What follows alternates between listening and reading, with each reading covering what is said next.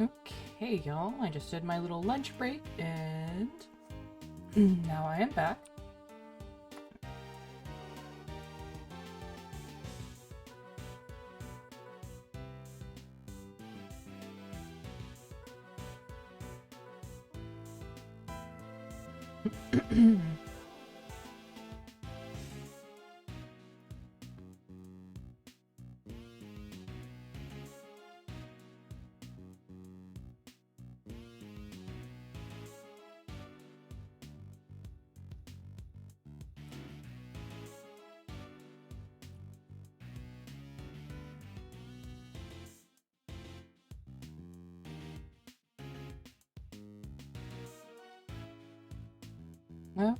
Okay.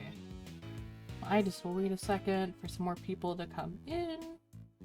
But yeah, ready to dive deeper into the mystery that was about to unfold.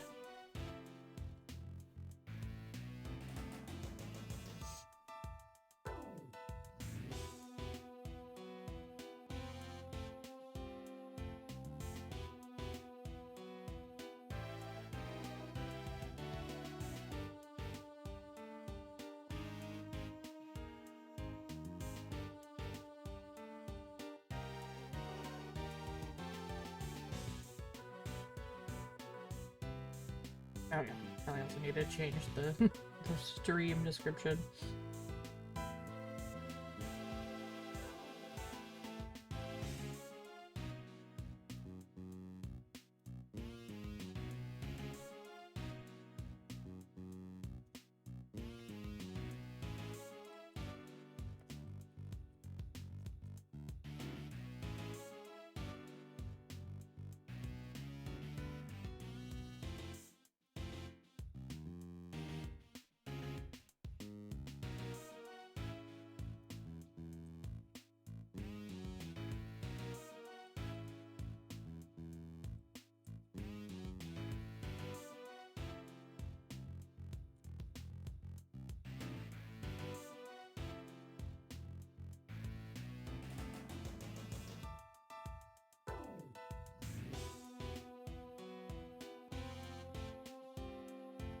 And I'm gonna try not to cuss this time.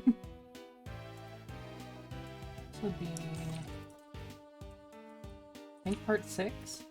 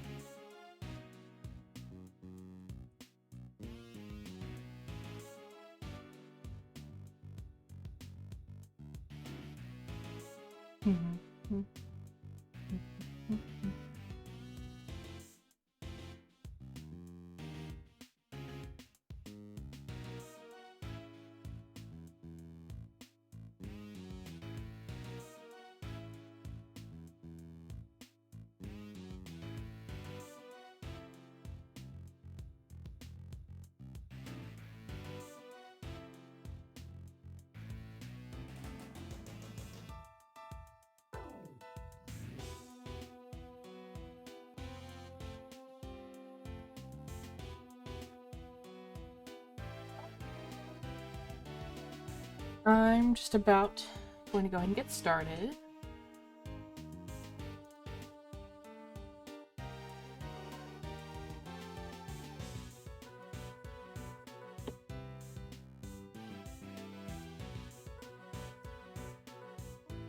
So last we left off, we were talking with Fender about them, teaming up, and the fact that, of course, Fender used to work for Edgeworth's dad, Gregory.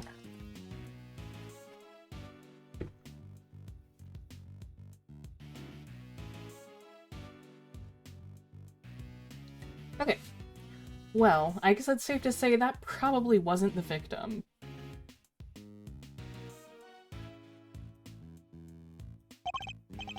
Indeed. That sounds more likely to have been the person who found his body. I believe we need to speak with the person who found the body. Just what I was thinking, eager associate. We do indeed. Still the type to smile and nod, I see. That will certainly make my life easier, boss. Now that's decided, let's get going. What about me? Oh, poor Gumshoe. I'm a detective. I can't just hop on board as an attorney's assistant like you guys. He has a point. I can't leave him adrift all on his own, now can I? Detective Gumshoe, I have a special assignment for you. You are to continue investigating the case under Mr. Winter. And if you happen to discover anything that seems useful, you are to notify me immediately. You're in a uniquely powerful position, Detective, and I'm going to need all the info you can pass our way. You can count on me, sir! I'm a real pro when it comes to letting things slip to the defense. Ooh, especially a certain attorney whose last name begins with W. Trust me, I know. But just this once, those loose lips of yours might be what saves our ship. Their ship? Yay, my ship is canon. Just kidding. Okay. Now throw wide the prison gates, good sirs, because here we come.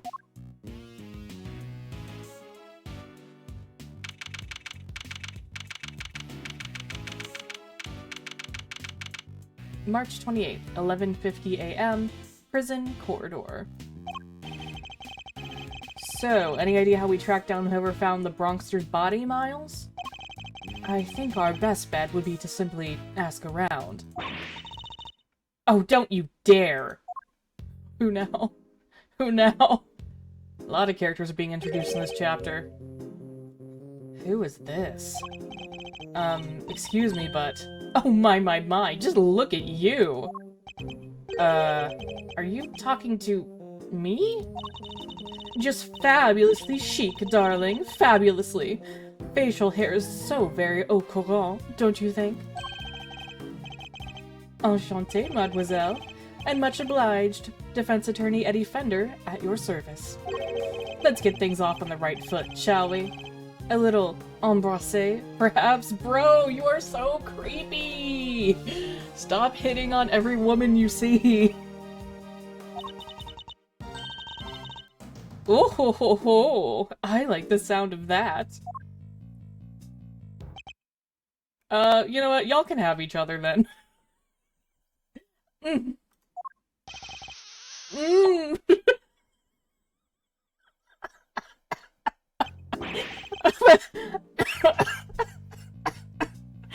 Wow, okay. We're right on the kisser. Well, how else does one greet a new friend? A little smooch is entirely de rigueur, don't you think? Wow, talk about stealing a kiss. Indeed. An act so shameless, it puts even great thieves to shame.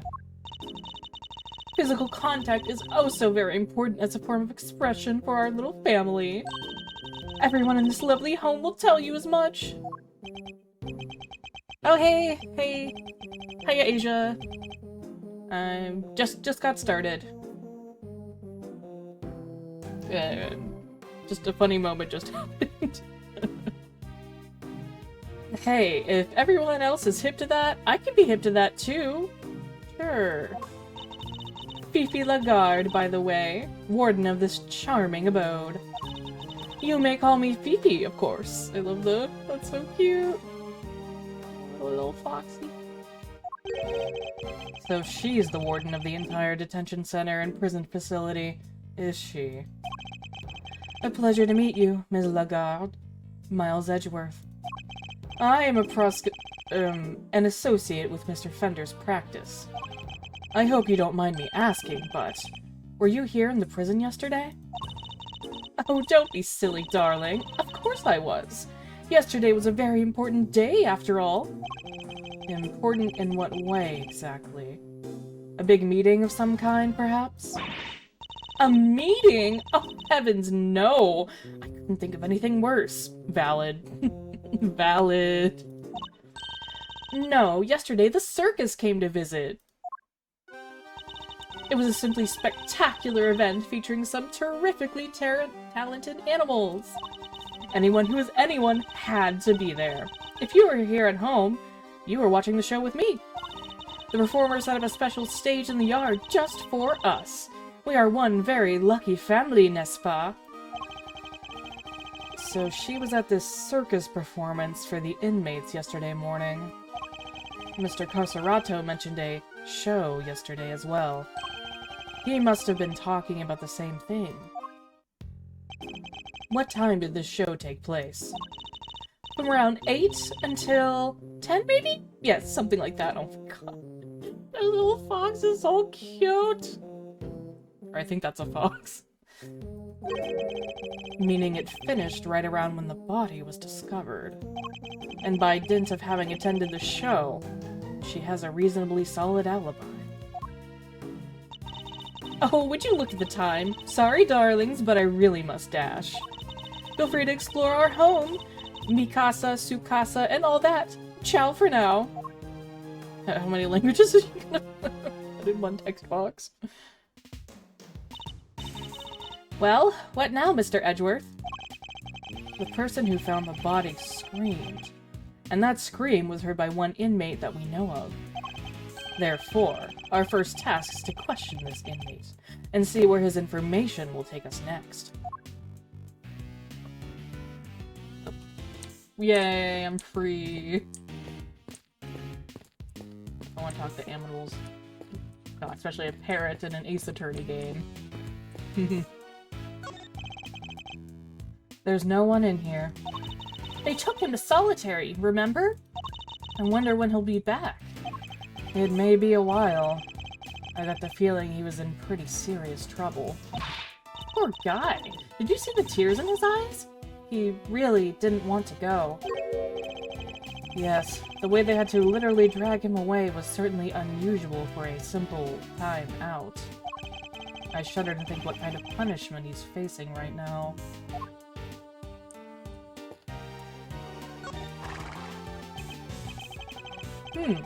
They even have ponies.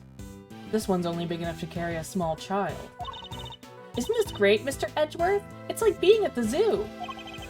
Except it's the humans, not the animals, who live in captivity here. No one would mind if I took one home with me, would they? If by home you mean behind bars, then no, I suppose not.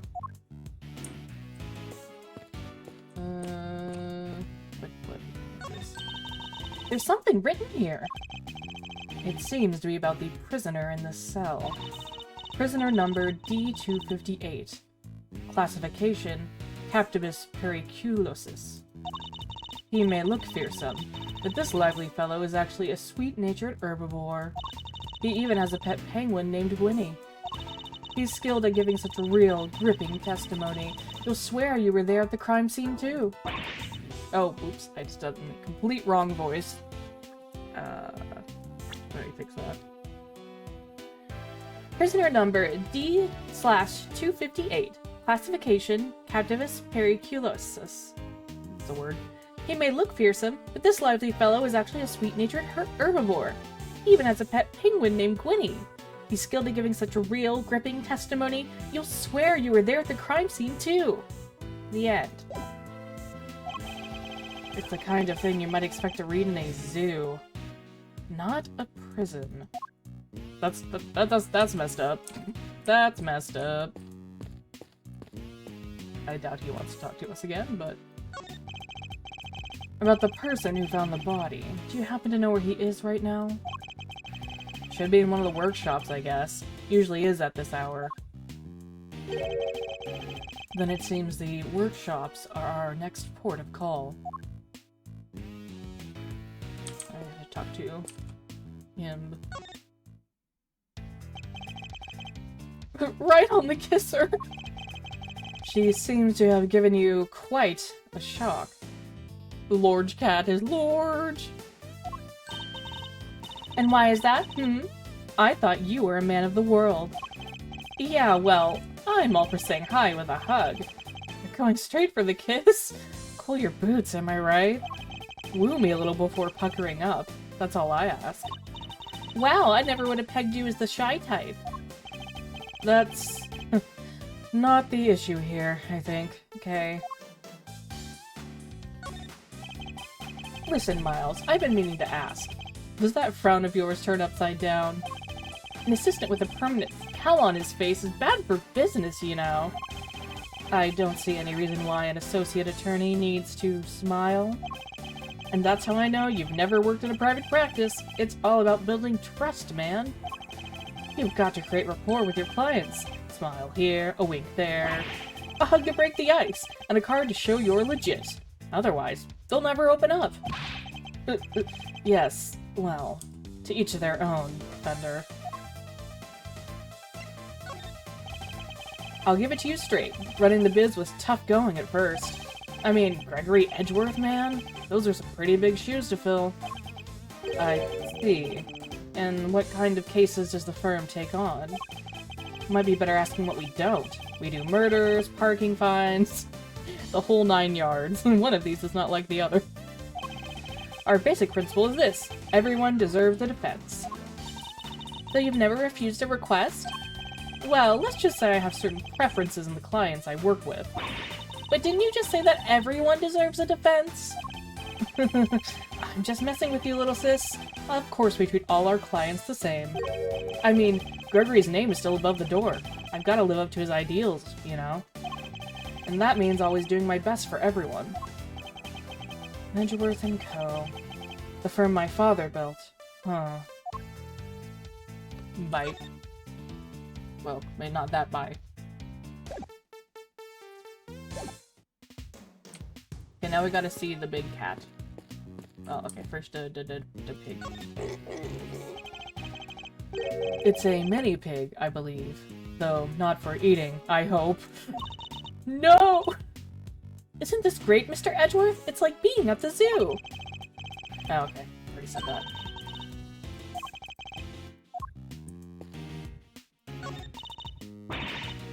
Look, Mr. Edgeworth, it's a monkey mountain! Not something I ever expected to see in a prison, I must say. Doesn't it look like fun? Not in the least. And while we are on the subject, you are not, under any circumstances, to climb on that structure. Do I make myself clear? But I have to show that monkey who's boss! Please, Kay, you really don't.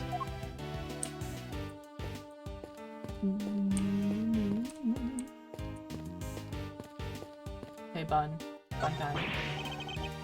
Why is there a rabbit just... I nearly tripped over it. Isn't this great, Mr. Edgeworth? Okay, good saying. Okay, finally, the little... Yeah, god, that... Proportions-wise, that cat is huge compared to the humans. You are right, Asia.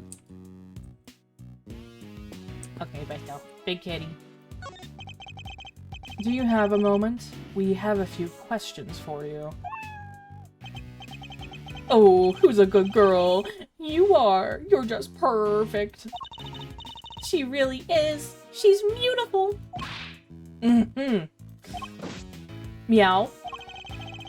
He's finally noticed me, I think. I was wondering, what's her name? It's Waggy Man. She's my little friend. Yes, right. As you were then. What I need are answers, not clawful puns. No more puns, please. I live for puns. This looks like the way to the prison yard. Sadly, the shutter is locked tight. Freedom awaits just on the other side. A stoic lock and key twixt mine eyes, and knows in the outdoor breeze. Such a cruel fate it is indeed. The more I think on it, the more it eats at me. And whose thoughts are you attempting to channel exactly with that soliloquy? She's so silly. Oh, I guess I need... talk with Kay as well.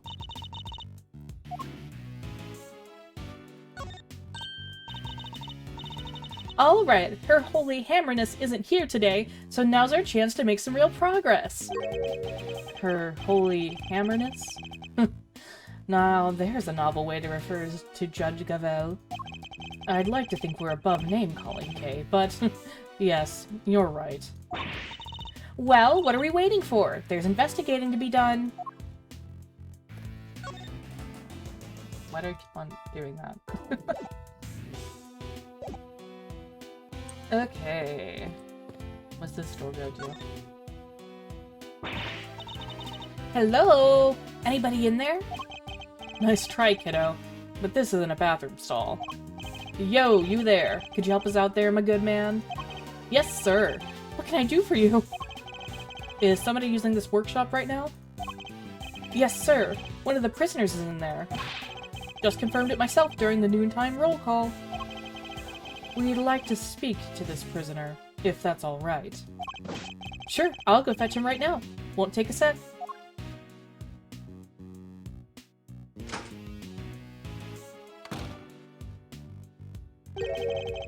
This one's all yours, Milesley boy. What? Why? Let's just say I'd rather not roll the dice on someone I don't know, yeah? Huh. And I thought adults were all supposed to be strong and brave. Well, you're not looking so brave yourself right now. So let's call it even. Here they come.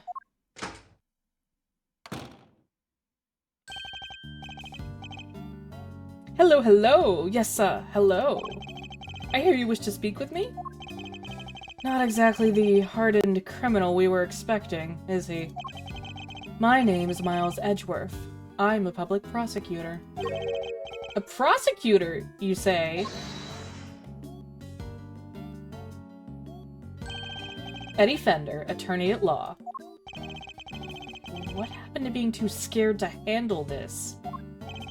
Listen, sorry about my pal here. He gets the weirdest ideas.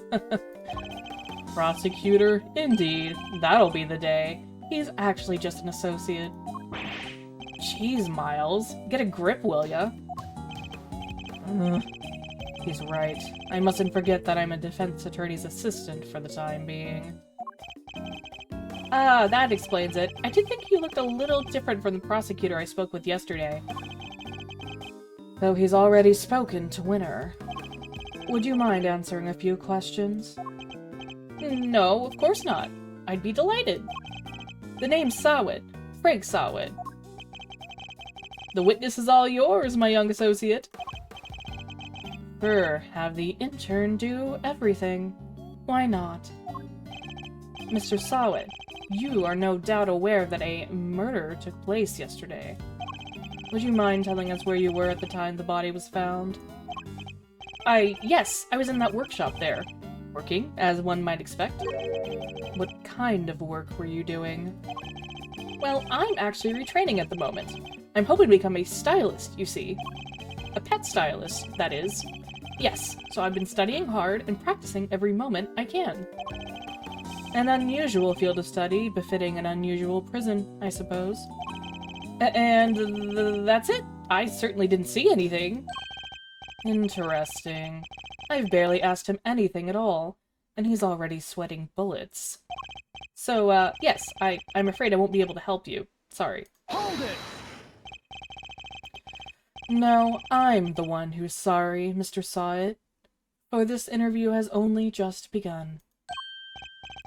Well, I mean, even if you were to ask me, You know something, don't you? That's... He's definitely hiding something. I'll need to push him a little harder if I'm to get any answers.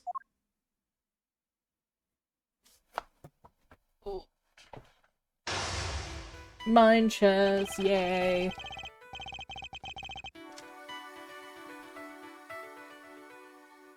Okay. The first step is to analyze the situation. Let's take a look at our opponent. I didn't see anything. I really can't help you, I'm afraid. Something tells me he'd be a good poker player. Hard to tell much at all from his face. And I don't think he'll be giving me much in the way of physical cues either. I'll have to rely solely on his words instead. That's the only way I'll know what's going on underneath. Alright, time to make my first move. Let's see who we're dealing with here. He may be good at hiding his emotions, but everyone has a tell. Let's go. Tell me, what's your connection to this incident? Which incident? The murder? Oh, well, it has nothing at all to do with me. Nothing. Really? I wouldn't dream of getting involved in anything as ghastly as that. Well, you see, how can I put this? Well, I like to think of myself as an upstanding citizen. A good person, if you will.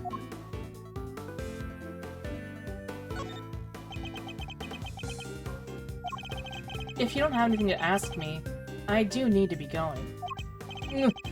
Perhaps a little more proactivity is called for. I don't want to say that, though. You can't just assume someone in prison's a bad person. Come on, Edward. Mr. Sawat may be good at hiding his emotions, but he also has a tell. I just need to watch for it and respond.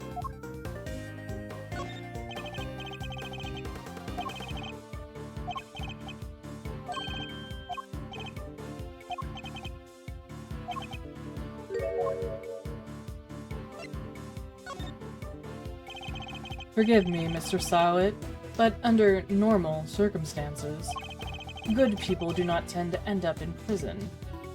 That's a lie, Edward. Come on. Typical prosecutor. That's... So you do well to tell me what you know about the incident. How many times do I have to tell you people? I don't know anything, I swear. I'm going to bide my time.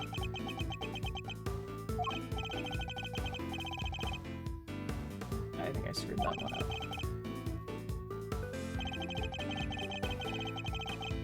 I didn't say it. Sorry, I don't know what more to say, but I can't help you. My apologies, Mr. Sawat, but considering that the incident occurred right here in the prison, I find it very hard to believe that you know nothing at all. Oh, well, yes, I suppose I can see how it might seem unlikely, but it's true. If you're looking for the person who found the body, you'll have to look elsewhere.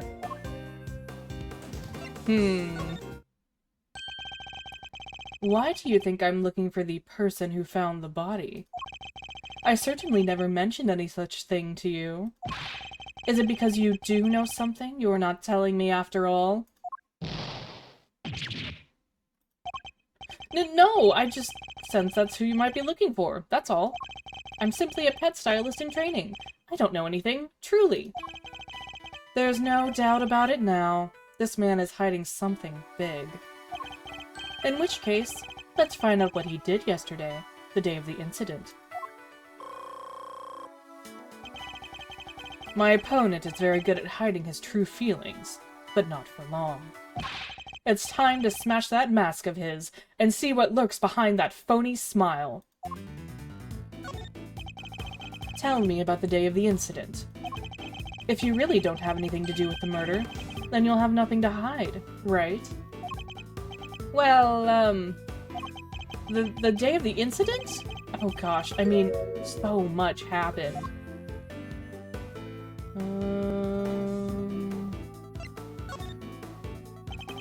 What was it like here in the prison yesterday morning?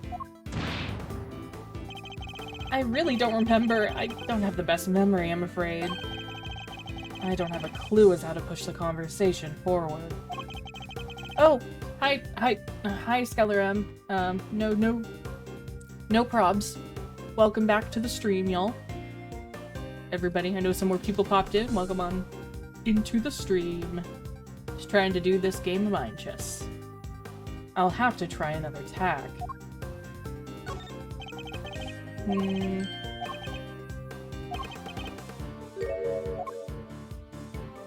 I guess what were you doing?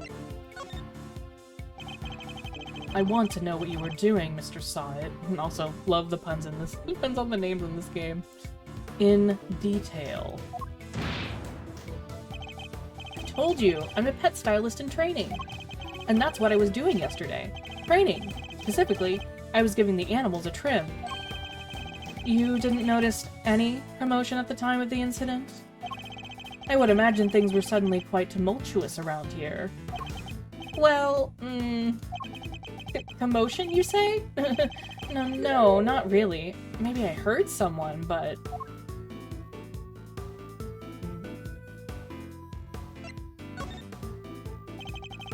You heard someone? Was this someone screaming, by any chance? And don't try to tell me you don't remember. You continue to assert that you know nothing about the incident, Mr. Sawit. But I'm afraid I don't believe a word of it. Ah! No, I thought I heard someone yelling, but I don't really remember. The fact that he heard a scream at the time of the murder may well prove to be a useful clue. I would do well to bear it in mind.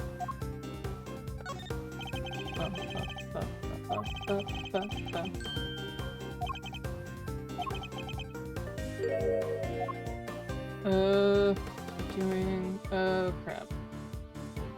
Maybe that one again?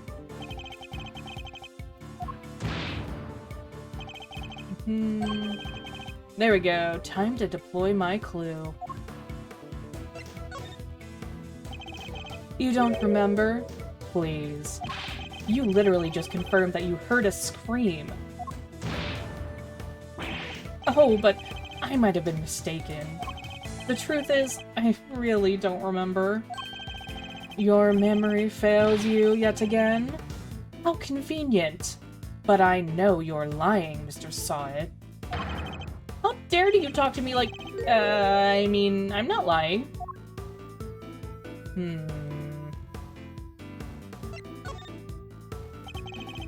Surely you've noticed, Mr. Sawit, that I have you... yeah, I screwed this one. That I have you exactly where I want you. Really? It seems to me you're just wasting my time. Ugh. I should have picked my words more wisely.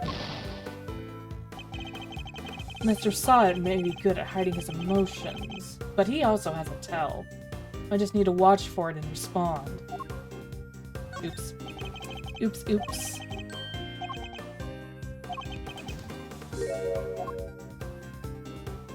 Crap, what was I doing? I think that...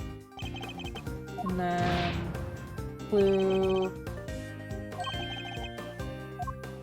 Okay, clue, and then bide my time. Got it.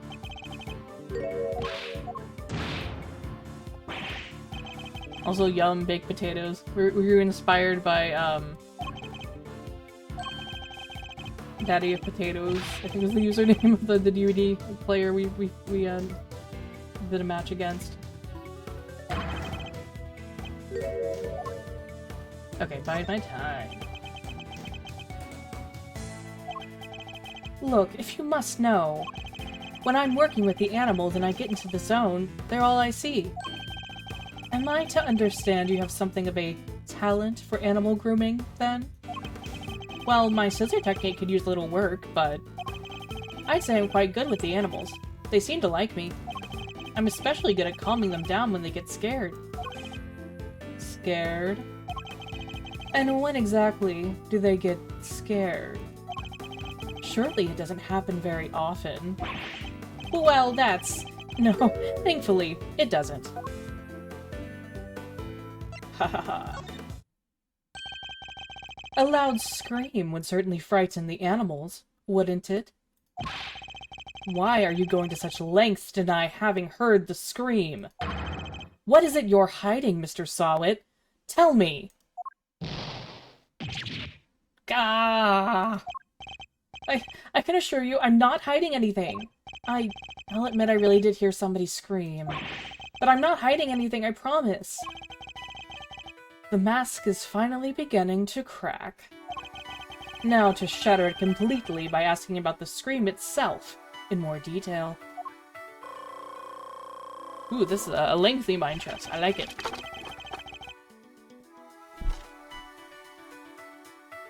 I'm afraid you're about to learn a painful lesson, Mr. Sawit.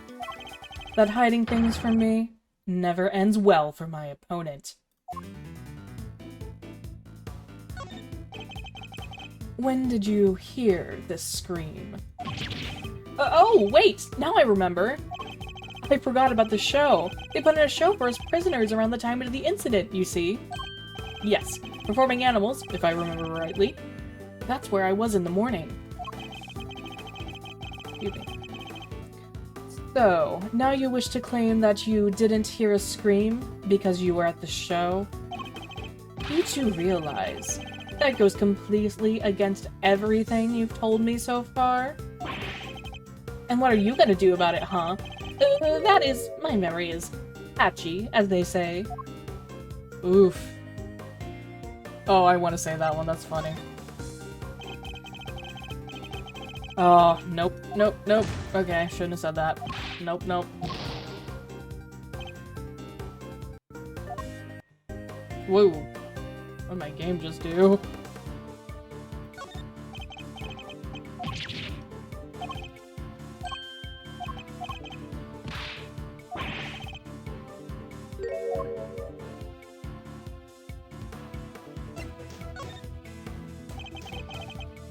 Whoops. Ooh, this one's a toughie, y'all.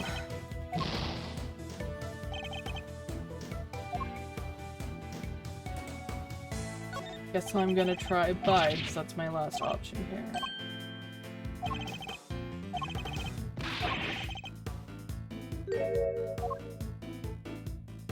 Bide my time. The animal show really had to be seen to be believed. It did it?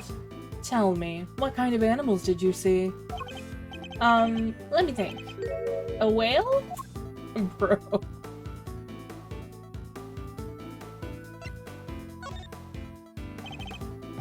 Enough of your lies. You were nowhere near the show, were you? Gah! Well, I seem to remember being there, but maybe I was. Maybe I wasn't. It's clear Mr. Sawit wasn't at the show. This feels like a vital clue. Who did you hear screaming? Wait, I just realized I made a mistake! When the incident happened, I was out in the yard. Yes. So, I didn't hear anyone screaming. No one at all. Time to deploy my clue. How long are you planning to keep up these lies? I already know that you weren't at the show. Gah! The game's up, Mr. Sawit. It's high time you told me the truth. I demand to know about this scream, now.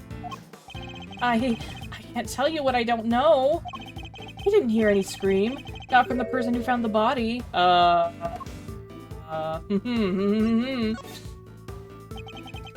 How curious. Most people would assume that the scream had come from the victim. So then, why do you think it came from the person who found the body, Gah! I made a mistake, that's all. How, Mr. Sawit? How did you know that it was the person that found the body who screamed? It's, crap.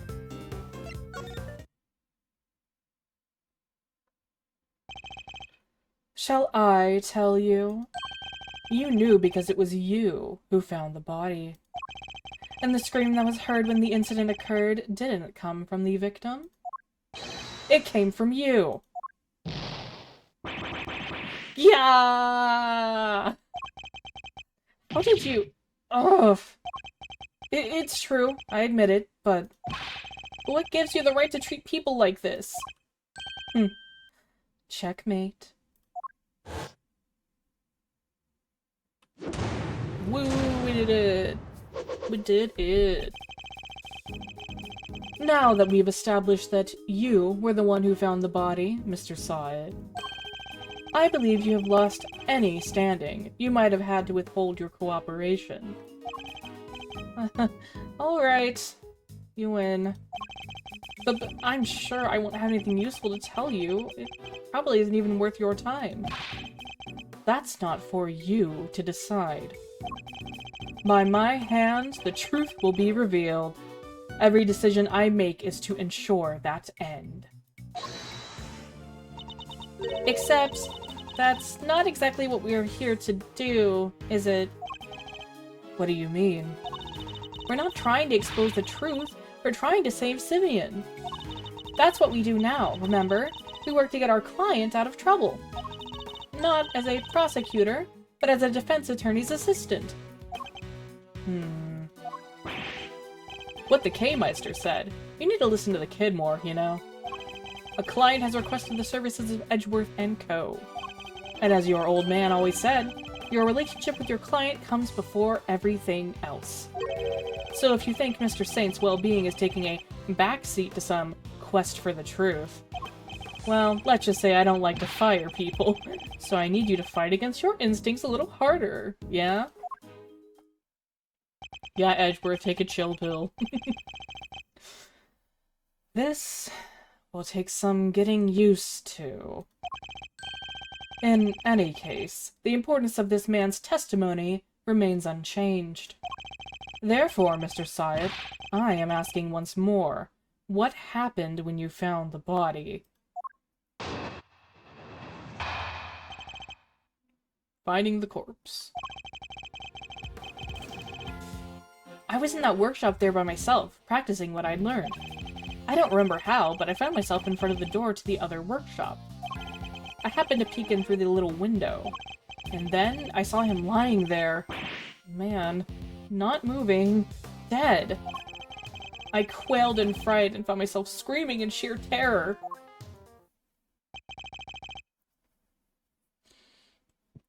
Let me get this straight. No, let me get this gay.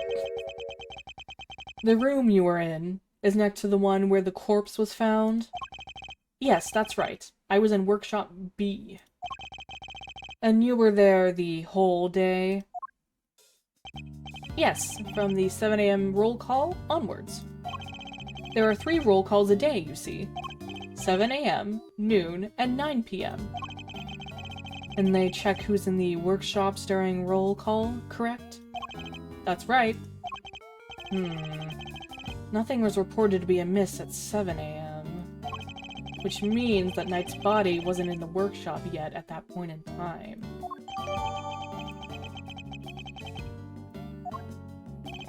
Guess that means the murder took place after 7 a.m. Which puts it right around the time the show was happening. Yes, the show. I remember the other prisoners going to see it. And therefore, anybody who wasn't at the show has no alibi. Would that be a fair assessment, Mr. Syed? I guess so, but I only found the body, I swear. There's a clear contradiction in Mr. Syed's testimony.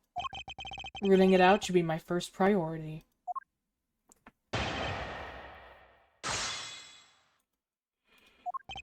Okay. Let's go over his statements again.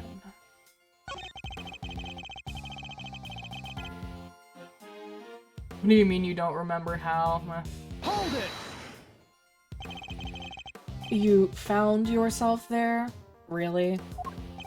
That's right, and then I found myself peeking through the little window in the door. Why did you think to do that? Gosh, I don't know. I just found myself doing it. Really. You clearly weren't concentrating on your work then. No, that's not true. I'm a model prisoner. It's just, all the other prisoners had gone to watch the show. I guess I was, well, kind of lonely. Like being stuck at school after everyone else has gone home, huh? Yes, exactly like that. Anyway, I found myself in front of the door to the other workshop, and...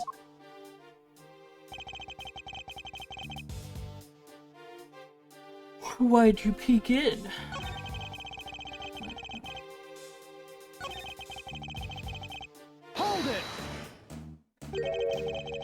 Does that mean you didn't get a good look inside? No, I couldn't. The window was not only small, but it had bars over it, you see. Not exactly a panoramic view. They're just so the guards can check what's going on, right? That's right, yes. You are a very knowledgeable young lady. You bet! I guess you could say I know a little something about prisons now, too. I'll have to remind myself to address this newfound interest later. Anyway, yes, I peeked in through the little window in the workshop door. Okay. Oh no. I'm getting yawny.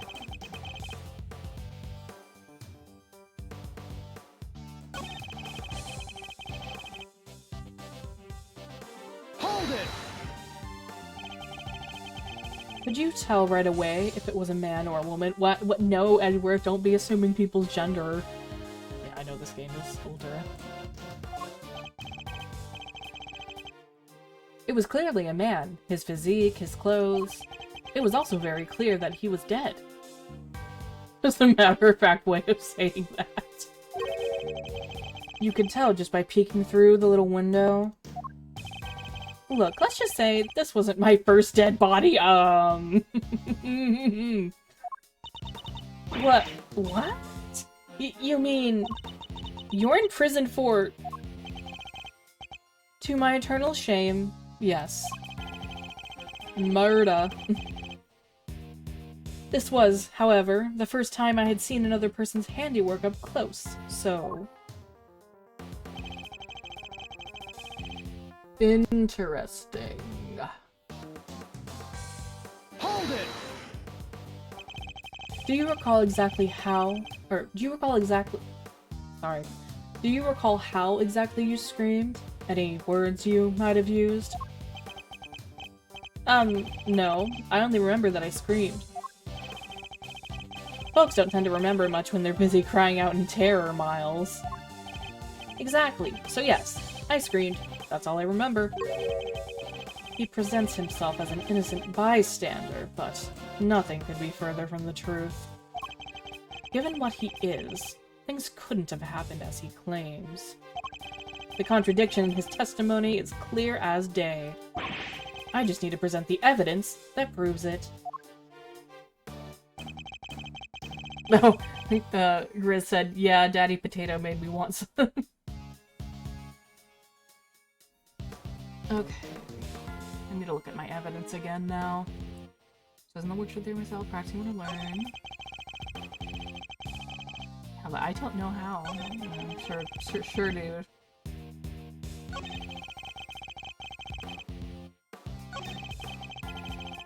Okay, yeah, I need to look at my evidence again. Oh, hey, we got 5 people in here. Welcome on in, y'all. Right now, I'm trying to present the right evidence for this conundrum. Of this dude who's clearly lying. Okay. Most of the layout has something to do with it. So there's that area.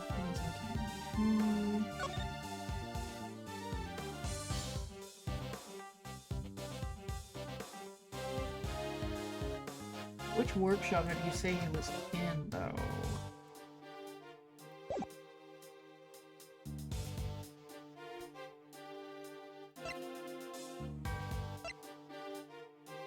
Ooh, my brain is not cooperating with me right now. Have anything to do with the roll call? Ooh, it might. He wasn't found at the time of the 7 AM roll call. But when is he saying that he found the body?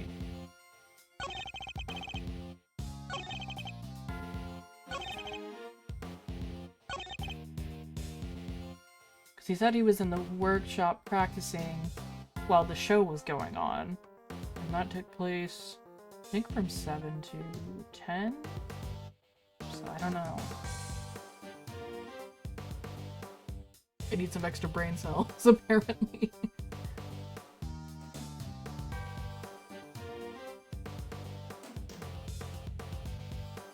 Workshop there where myself person, blah blah blah. That's so...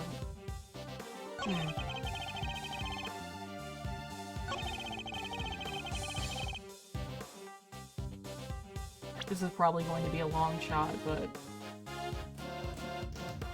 I guess I'll try it anyway. Objection! Nope. If you'd be so good as to take a look at this piece of evidence, Mr. Saw It. I see it, but I don't see its significance. Come now. It quite clearly contradicts your testimony. Does it? I don't think it does. Ugh. Looks like I got it wrong. What's the matter, Mr. Edgeworth? This isn't like you. I was just sounding him out. Oh, don't give me that. You can just say you were wrong, you know. But I wasn't wrong. I was mistaken.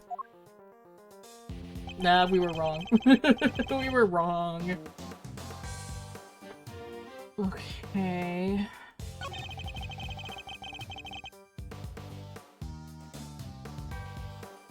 Hold it! Oops, I did not mean to press that again.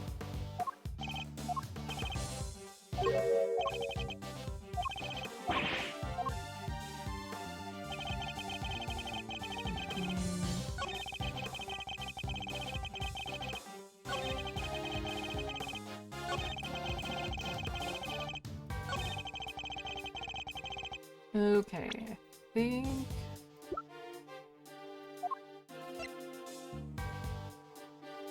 that wouldn't make any sense.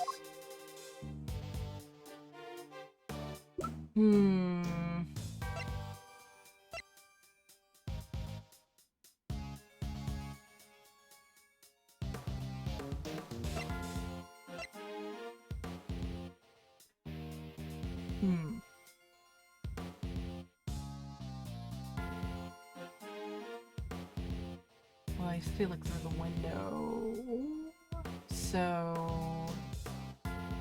This is probably really obvious, but... Oops.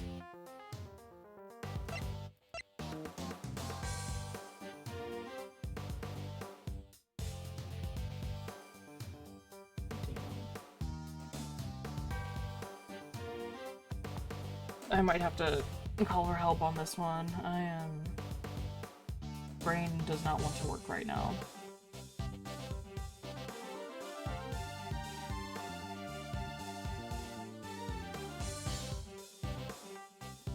Okay.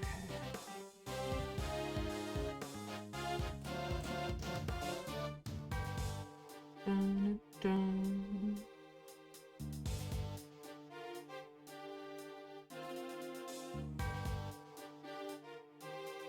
Okay.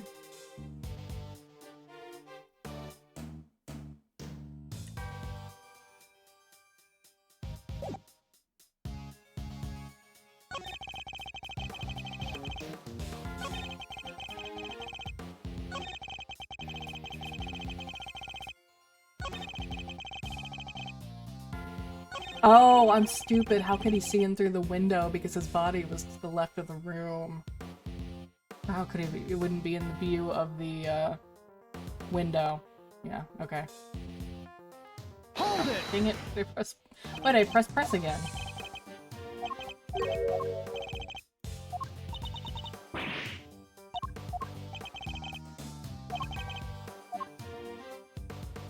Okay. Wait, no, go back.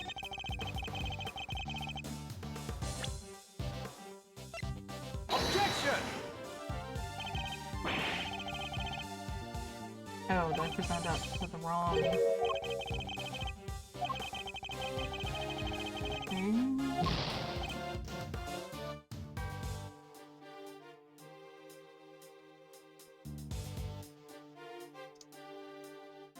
Okay...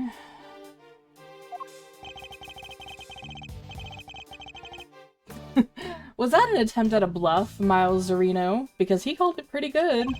Still, don't let it mess with your mojo. There's always next time. Yes.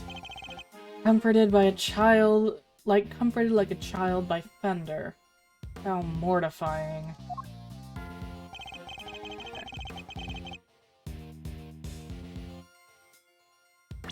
think it would be the layout, because...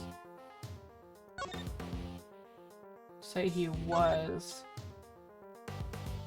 I think it's in Workshop A, and Knight's body was here, but if you look through the window, he wouldn't be able to see it. Objection! Never mind, that's not it either.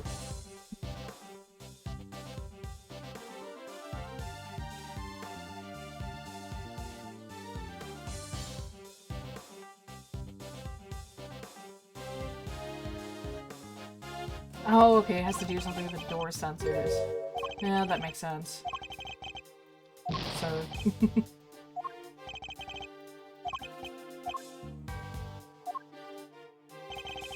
okay,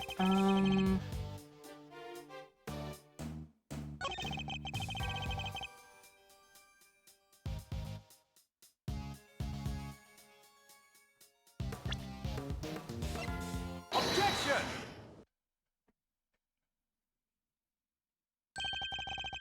Enough of these pathetic lies, Mr. Sawit. I'm afraid you've rather lost sight of what you are. What I am? I know precisely what I am. I'm a former newspaper salesman who's training to be a pet stylist. Hold it! But that's not all you are, is it? Or did you forget the bracelet you wear around your wrist? A bracelet that marks you as a prisoner, and therefore unable to move around as you please. As we both know, stepping outside that door would have sounded an alarm. Well, that. But there's no way you could have looked into the other workshop without leaving the room you were in. Gah! Hoo-wee! Stylishly done, Edgeroo. But doesn't this mean that Mr. Sawit couldn't have found the body then? Good question, Kay. Perhaps Mr. Sawit himself can explain.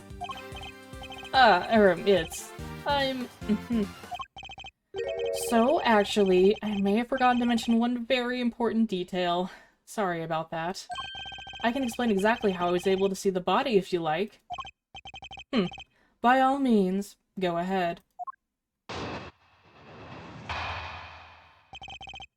Finding the Corpse, Part 2. There's a little trick we prisoners know about, you see. As long as you leave your bracelet inside the door, you can lean out without triggering the alarm. That's how I was able to peek through the window and into the workshop next door.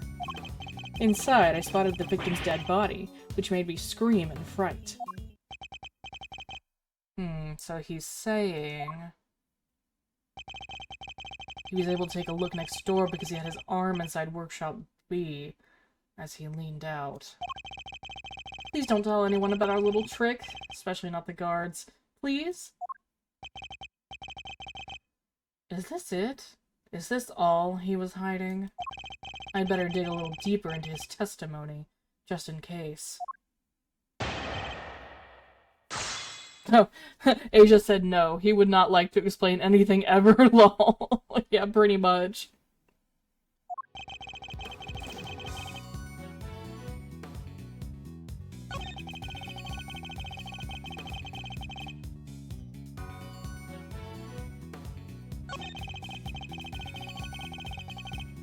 Hold it! Why did you make so much of an effort just to take a look? Well, you see, I heard noises coming from next door. And that room was supposed to be empty, so thought it was strange. And you went to look as soon as you heard these noises? Yes, of course! I had to see what was going on, so I went right away. I see. Are there any problems with what Mr. Sawit just said? Indeed, there is a problem. You claim that you looked into the next room as soon as you heard some noise. If that's the case, you must have seen more than just a dead body. Because the person who made the noises should have been in there too. You've got him quaking in his boots, Mr. Edgeworth. Mr. Sawit, tell us the truth about what you saw. You do, of course, have the right to remain silent. But it will do little to dispel the notion that you were somehow involved in this crime. Dude, you're definitely forgetting the fact that you're supposed to be a defense attorney's assistant right now. I'm sorry. I did see something else, but it's too insane to believe. I really thought I might have dreamt it. That's why I wasn't sure if I should mention it. Just tell us what you saw! Alright, alright. It was that dog. And what I saw is the stuff of nightmares. It's a frickin' dog! I don't trust that dog. That huge black dog had sunk his terrible teeth into the victim's throat. What? What did you just say? It was hellish. Utterly hellish. That beast! That awful beast! He killed him! Suddenly I don't feel so good. Jeepers creepers, that's awful. How traumatizing. It was dreadful. Horrible. Now you know why I couldn't help but scream. So there's a man-eating dog in the prison's animal population, is there?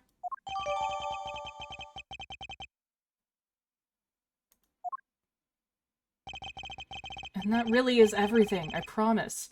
You believe me, don't you? For now. This one seems too far-fetched a lie, even for you. I'd like you to append what you just told us to your testimony, if you don't mind. Very well. Okay.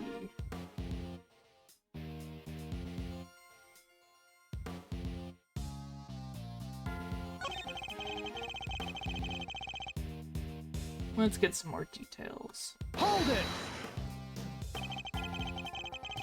You're sure this black dog was biting the victim's throat? Yes! There was blood everywhere! Beast's mouth was dripping with it and... Whoa, whoa, whoa! Spare us the gory details, will ya? What about the victim? Was he... Don't say it, don't say it! Do you really need to ask him that, Mr. Edgeworth? Ow! Hey, what was that punch for? I'm on your side here. He wasn't moving at all. He was just lying there. Meaning he was already dead. There was so much blood just oozing from his neck.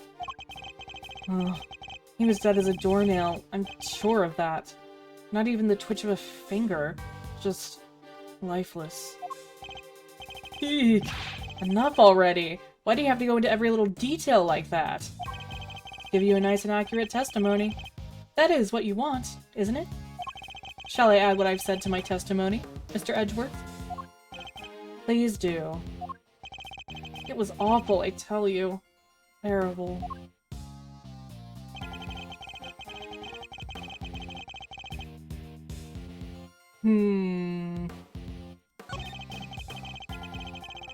Oh. I remember seeing his ring gleaming as it caught the light. It featured a snowflake motif in relief. Yeah, his ring.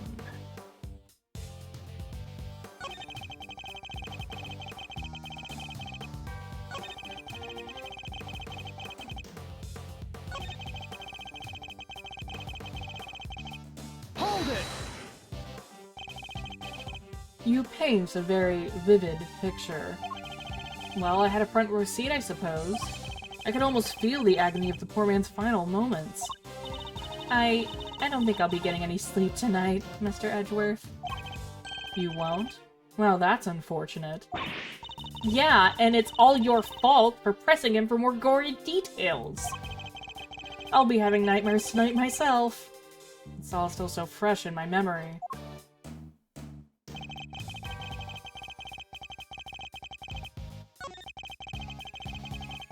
Oops. So Knight was bitten in the throat by a dog that lives here in the prison? Not the most plausible of explanations, I have to say. Well, they do say that pets take after their owners. But there are some things they shouldn't take after. Not if they're supposed to outperform their owners. Otherwise, what's the point of having an animal therapy program? I should probably ask Mr. Sawed a little more about this dog.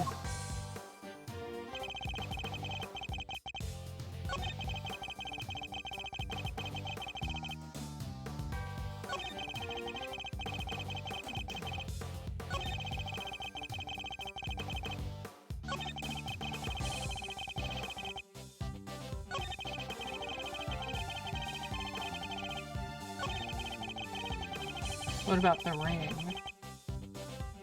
Hold it! A snowflake motif in relief. You seem to have a very clear memory of this ring, Mr. Sawit. Well, I used to go door to door selling newspaper subscriptions, you see. I had to take people in at a glance. Their appearance, their mood, that sort of thing. Figuring out who exactly you're dealing with is the first step in any sale. Except in this case, you were figuring out a corpse. What can I say? Force of habit. One that served me very well in my sales career, if I do say so myself. Even so, you seem to have remembered things to an uncanny level of detail. Suppose, nevertheless, it's true. I remember the ring, the relief, all of it. Is what he's saying even plausible, though? Perhaps I should take another look at the condition of the victim's body as we found it. I know what I saw, Mr. Edgeworth, and my eyes don't lie. So Knight was... okay, I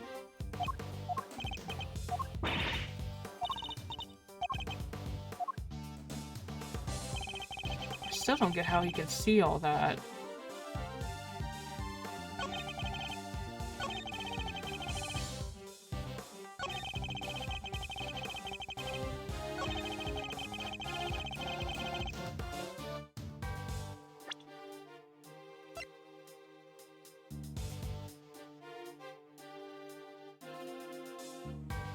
Objection!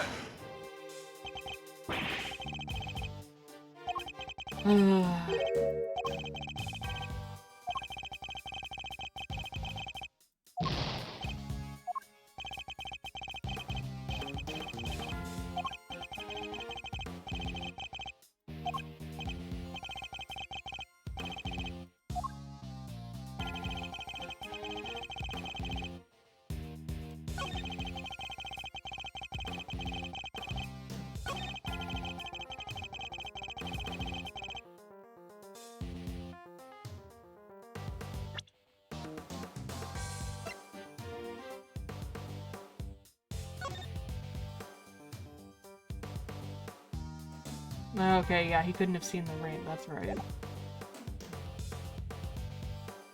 Objection!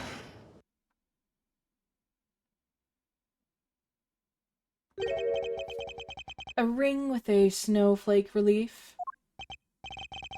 Yes, I saw it, clear as day. It was carved in such fine detail. Interesting. Your testimony is certainly very accurate. In fact, I'd say it's just a little too accurate. And? What's wrong with being too accurate?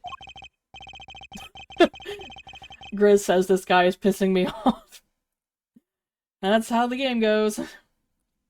I mean this. You testify to having seen a ring with a snowflake design on it.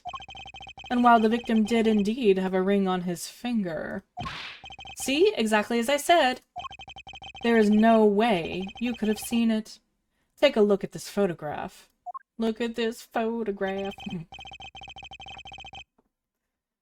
As you can see, the victim's right hand was covered by a tarp. It would have been impossible for you to see his ring, let alone what design was on it.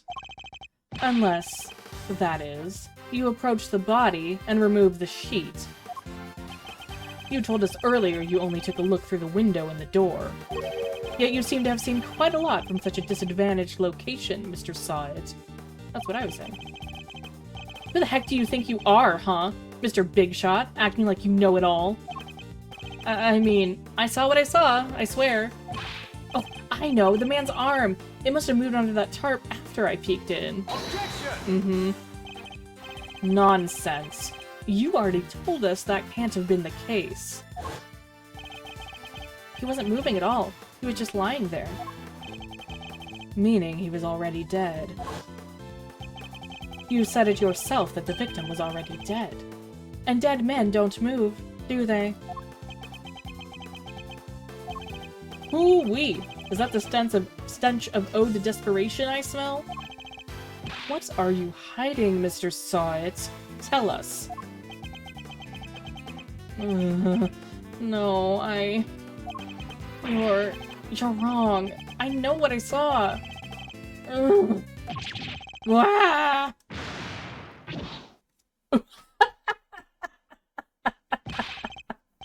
Oh my god, that's... He threw his toupee at him! That's too funny. Okay. You couldn't let it go, could you? Had to keep on poking and prodding. You slimy two-bit associate attorney! It seems the real Mr. Sod has finally revealed himself. Whoa, that's quite the rug he was rocking. Came straight at you like some kind of flying black cat. Look, I'm just a sweet, innocent witness here. But are you really? Because I must say, I have doubts. Very serious doubts. What's that supposed to mean? You saw something that should have been impossible to see from outside the workshop. So, how did you do it? That's simple. Mr. Saw It, this is where you were standing when you saw the body. Must have been in there. Take that! No, I guess that was wrong. You were in the same room as the body. That's the only way you could have seen the relief on the ring. Huh. Say what you want, but you don't have a shred of evidence, do you? Nothing to prove I was in the room with the body anyway. Yes, I do. You can't prove it, can you? Because I was in the next room over, minding my own business and looking after the animals. Why else would I have signed out a pair of rubber— oh my god, you idiot. A pair of rubber gloves for fun? Now put up or shut up. I want to see evidence that proves I was in the room with the body. Right here. Take that!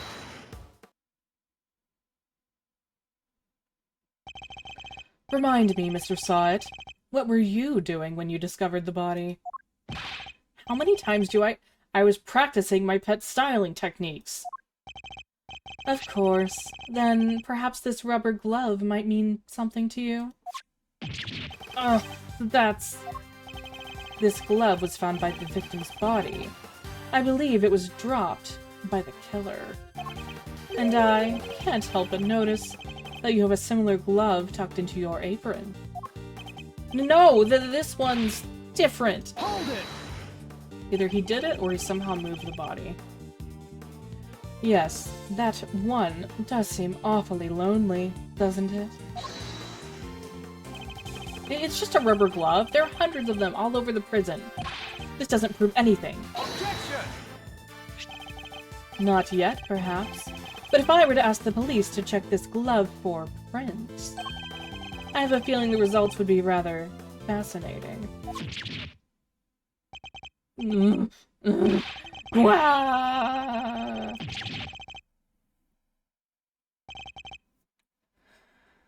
It's over. Objection! What the? That was a pretty rad objection, am I right?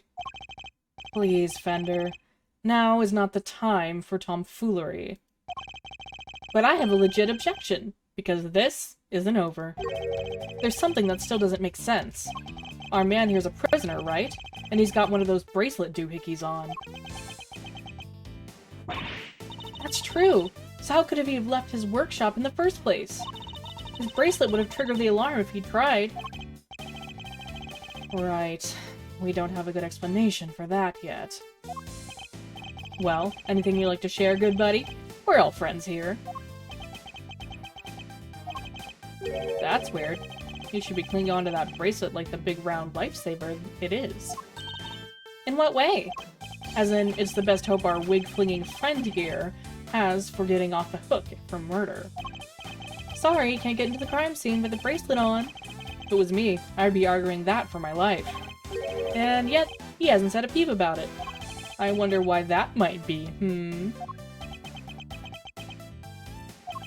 The sound of silence. I suppose Ms. Law Priestess did preach that silence is golden yesterday, too. Whoa!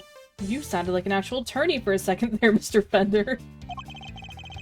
The worst of times are when lawyers calmly show our biggest smiles. Gregory taught me that. It was part of the attorney's code he lived by.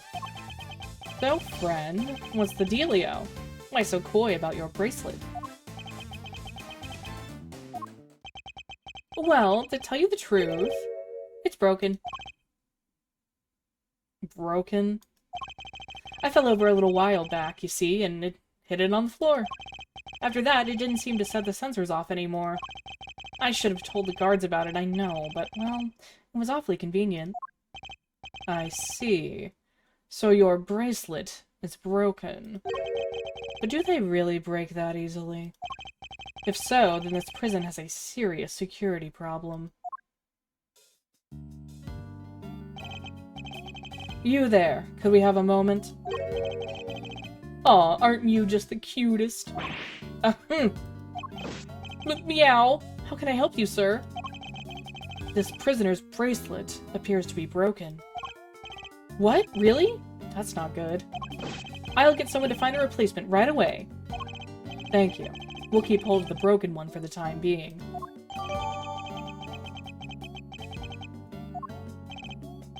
Of course, sir. I trust you'll take good care of it.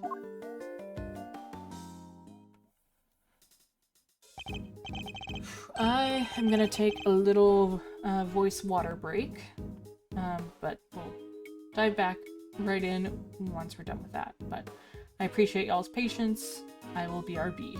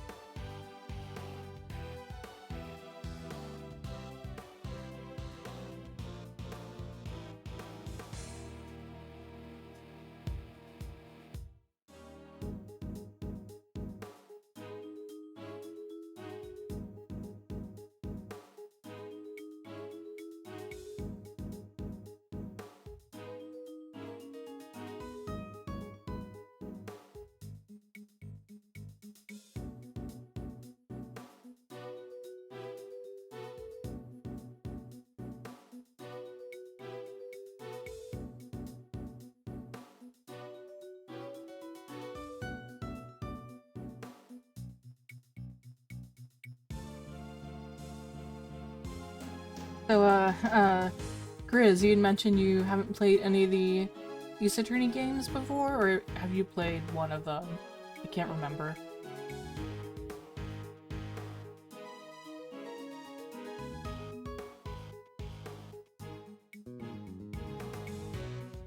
I'm considering after this maybe maybe doing a stream of the first game so you can, yeah, experience the first go in order or something. Maybe. I don't know. I'm loving doing the stream, and it's also making me connect with the story more, reading it out loud. It is really strenuous on my voice. So I'm like, I definitely want to do more visual novels that aren't voiced in the future, but I'm hoping I'll build up my stamina as I stream more. I forgot how much, like, any kind of performing with your voice, like singing. I have tea, I can't find my honey. But, I do have tea. Actually, I might go make a cup. I hate to make y'all wait a little bit longer, but I guess what's also exhausting is, like, how much you use your core, and really have to breathe from your diaphragm when you're doing any kind of performing with your voice, whether it's singing or, in this case, kind of voice acting. And I am out of shape, so I'm like, oh man, this is really working my core. I need to get back into the gym, or just at least some stretches and core exercises.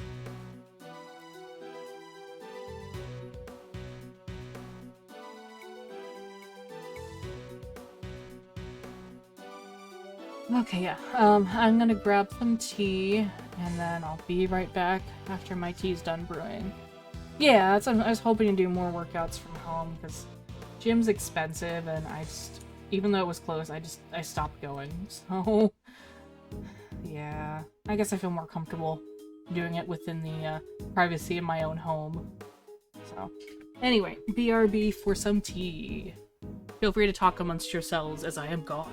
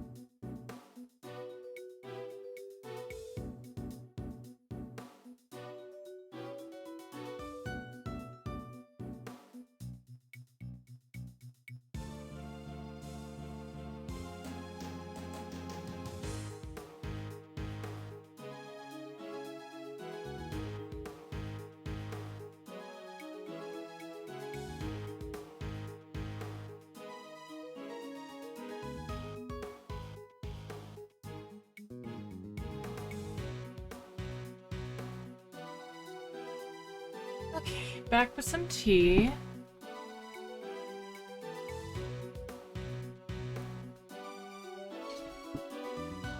Yeah, I'm almost out of... what I've been doing is a combination of peppermint vanilla tea and ginger turmeric tea. Past few days I've been streaming. And it's working pretty well, but I'm almost out of the mint tea, which... Mint vanilla is one of my like my favorite herbal tea, so... I'm probably gonna need to go to the grocery store this weekend, and when I do that, I'm just gonna get some more honey. I guess either that or... I don't know, the farmer's market here is kind of gone downhill because of the organizers, so... I was like, oh, I could get some from the farmer's market so I could get some local honey, but... I don't know, there's probably a store here that sells local honey.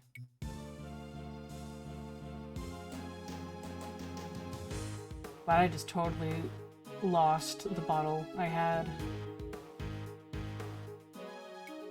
Oh, wait. I just remembered. My grandfather sent me like a huge container of honey, so I was looking for like a little bottle.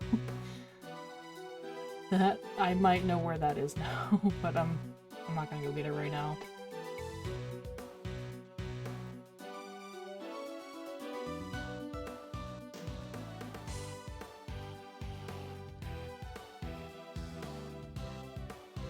Hope everyone's having a good day, and I appreciate your patience.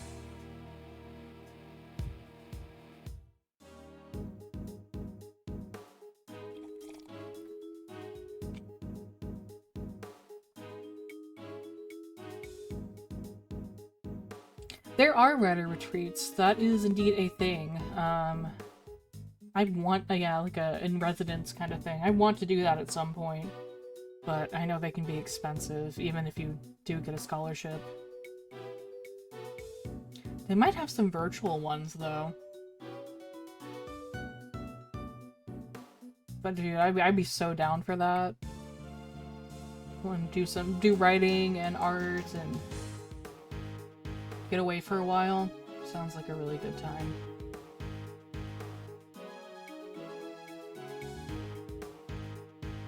I haven't really looked around at any writers' residences lately, but I wonder if there's one that's maybe like not too close, but close enough to it feels like we're getting out. One that could be road trippable.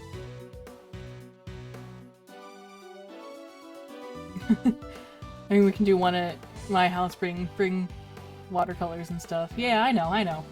But it is nice to like get away, go somewhere else for a little while.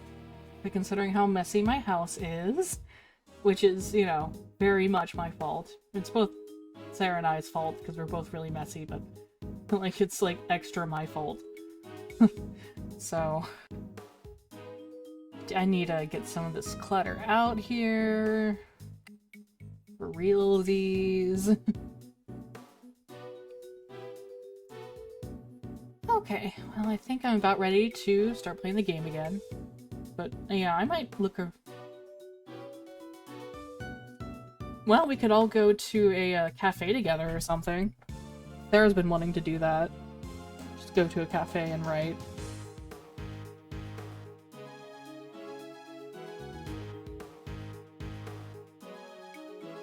Let me know if there's some good cafes around where you are. See if we can make a day of it sometime. I don't want you to have to... That's so nice of you to offer, but God, it's just too much for me to ask you to help me clean it. I at least would like pay you because there's a lot of work to be done. Yay, executive dysfunction. Okay.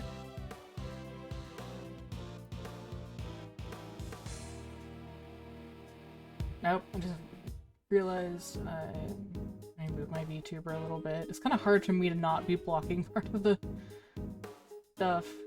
I wish I had the stress cleaning thing, but also I'm sure it is also annoying, so... Yay, being neurodivergent.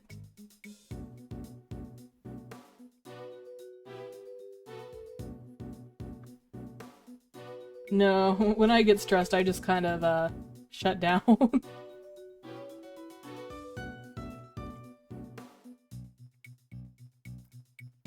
Sarah also does that, though. When she gets stressed, she tends to clean. I'm like, give me some of that. Okay. Well. Asia says I'm also stress clean club. I need all of y'all's energy. Skellarim says I want to build something out of my boxes for the kitty cats. Oh, that'd be cute. I'm also thinking of, maybe doing... Oh, crap. BRB, I have a call from my boss, so I need to take that.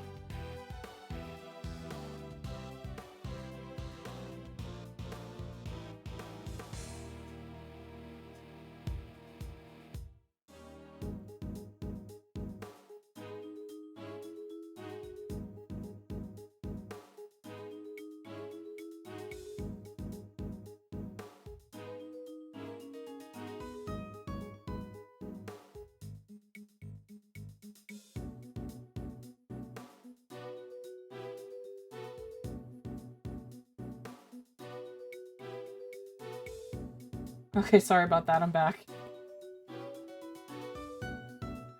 I'm actually back this time.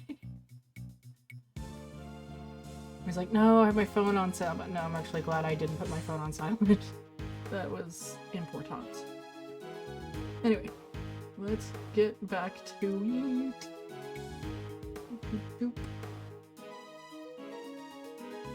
it.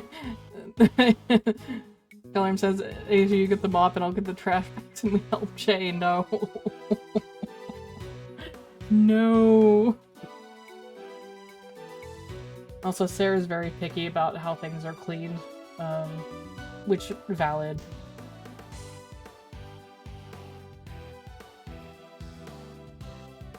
Also, I guess for those of you who are new, Sarah's my wife. So. Yeah. But yeah, let's get back and play the game. Oh wait, did I turn the sound off? Oops, my sound was on mute. Wait, why am I echoing?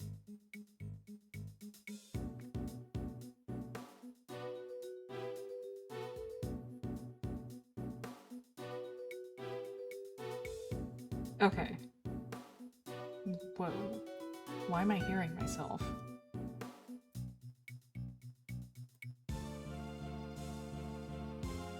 Okay. No? Oh, jeez.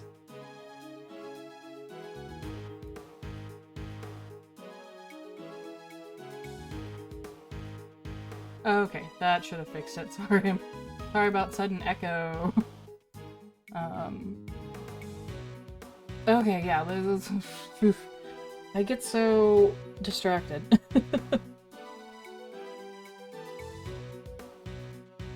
Okay.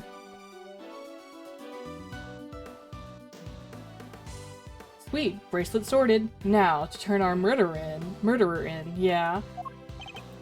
What? No, I didn't kill anybody! Whoa there, Paleo. You were the one who said your bracelet was out of commission. Or were there other inmates freely roaming the halls while everybody was busy watching the show? No, I just found the body. That's all, I promise. And when I did, that enormous dog still had his mouth wrapped around the poor man's neck. I only went into the workshop after the beast had left. And why did you go in? Well, oh, fine. I wanted to go through his pockets, okay? He was going to rob the corpse? That explains why he remembers Knight's ring in so much detail. Hey, why are you looking at me like that? I'm a great thief. I'd never stoop so low as to steal from a... Well, I didn't steal anything either. The show ended just after I'd entered the room, and all the other inmates came trickling downstairs thereafter. I panicked, rushed back to the other workshop, and started my fake screaming. And dropped the glove in your haste, huh?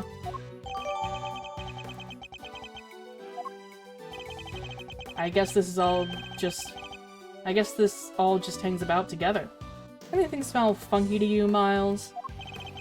Other than whether Mr. Sawit is the one who did it, I'd say one very significant question still remains. The question of how Knight made it into the prison proper from his holding cell in the detention center. Ooh, yeah, that one's a doozy. I also can't help but wonder about another key feature of Mr. Sawit's testimony. The dog.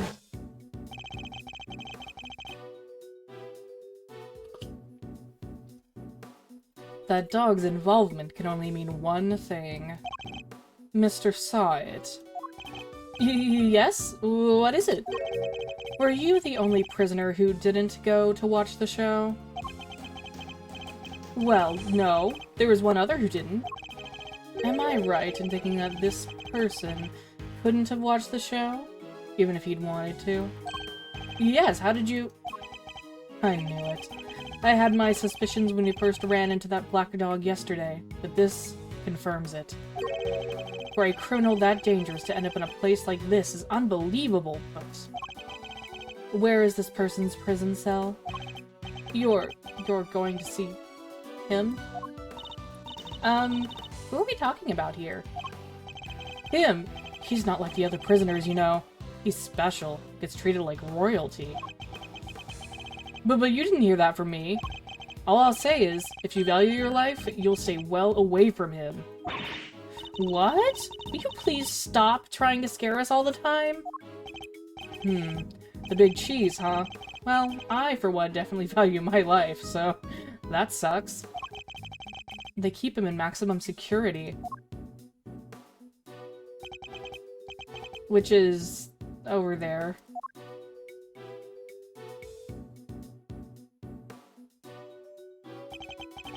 Maximum security. Well, that's certainly one way of treating someone differently.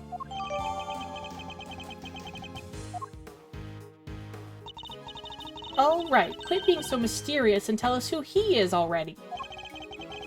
Let's just say he's highly skilled when it comes to people's lives. Better than anyone, in fact. And, that's all I'm prepared to say on the subject. In fact, I may have already said too much. Well, Milesy, anything you care to share? Or are you just going to leave Kay and I in the dark here, too? The mystery man in maximum security is an old acquaintance. Let's go pay him a visit. I suspect we'll find our dark canine friend there, too. Ooh, mysterious. I am blanking on who this person might be that Edgeworth already knows. Grr, I can't believe you found out about my bracelet. I was expecting you to show a little more remorse. Huh? Oh, well, of course, I'm very remorseful, yes. Anyway, shouldn't you be, on your way to maximum security? A word of warning, but I suggest you be on your best behavior from now on. Of course, won't be stepping out of line again. As if I needed a reminder from the likes of you.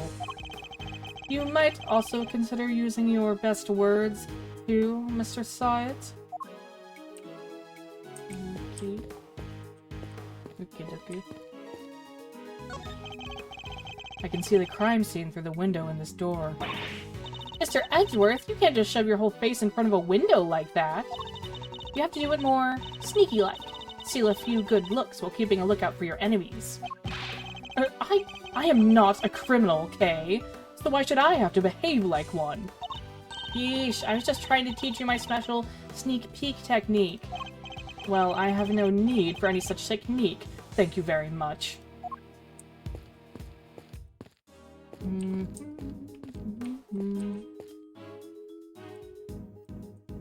I just need to talk to Kay.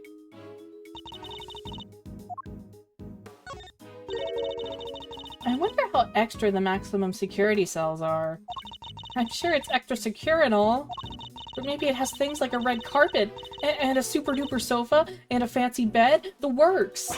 All for a VIP inmate. Yeah, I could get used to that. Calm down, Kay. We'll find out what we're dealing with soon enough. And who, if I'm very much not mistaken. Dang, I feel like a bad Ace Attorney fan, because I'm trying to rack my brain for who this person might be, and I am blanking. Oh, we can talk to the cat again? We have to talk to the cat again. It's a cat. What a possum kitty! Please, Kay. I'd appreciate it if you could stick to using normal words. If I had a little buddy like her, life in prison wouldn't be so bad. No, what am I thinking? I can't get locked up for real. Perhaps I'd better give her a meowment to get this cat speak out of her system. You did it too, Edgeworth. Love me some cat puns. Okay, here goes nothing.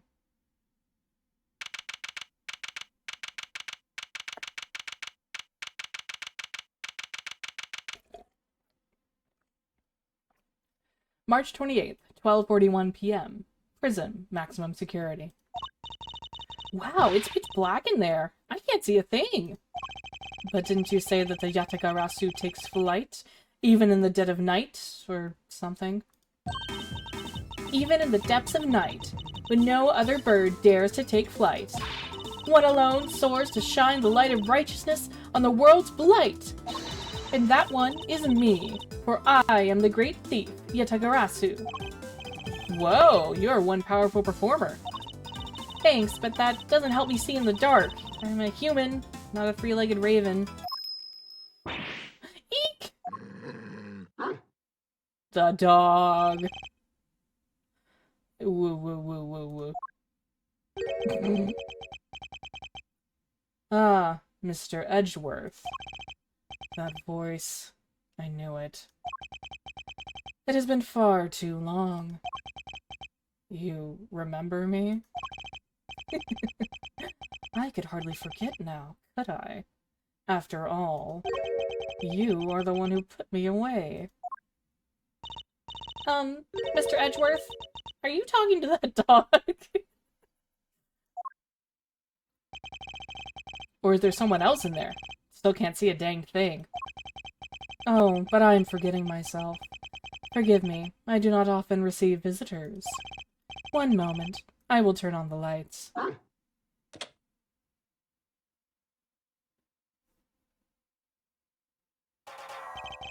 Yeah, I do not remember this guy.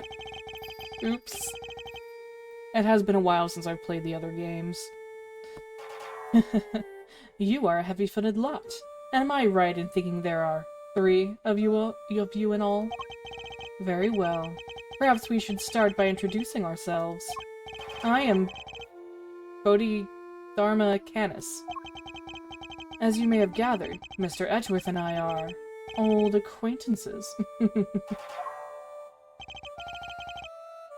Canis was a notorious assassin. Some knew him as the Blind Butcher. His only weapons were a vicious hunting hound and a fearsomely sharp knife. His appearance was always announced by the sound of bells. The last sound his victims would ever hear. Well, Mr. Edgeworth, am I to guess why you have come to see me? You know why I'm here. In fact, I'm willing to bet you know every detail of this sordid little affair already. Then I suppose we have nothing to hide from one another. Aw, that was kind of cute. Bork. Your faithful canine friend is certainly the chief suspect in... Oh, bleh. Your faithful canine friend is currently the chief suspect in a murder investigation. The person who found the body saw a dog with its mouth around the victim's throat.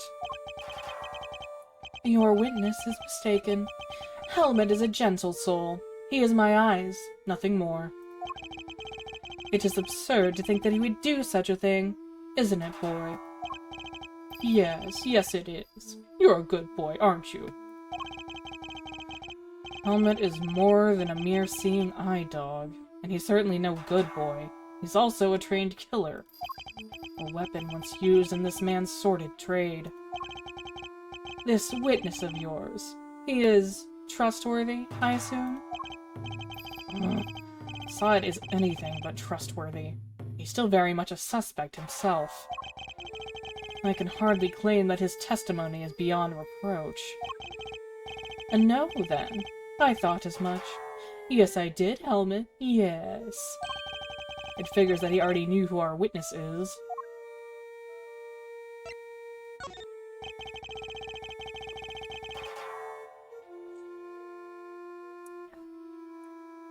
What were you doing between 8 and 10 a.m. yesterday morning, Mr. Canis? During the show, you mean? I was here, ensconced in these humble surroundings. I've developed a passion for wood carving, you see. An obsession, even. I was engrossed in it all morning. And you have permission to engage in such a hobby? Can't believe someone would actually let you. The warden and I have an understanding. An understanding? That's ridiculous. This man shouldn't be allowed 1, let alone 5 chisels. Oh no, 5 chisels.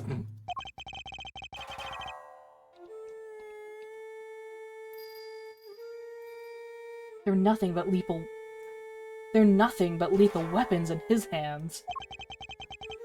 I was carving Buddhist pieces at first, but by the 674th, my interest had begun to wane.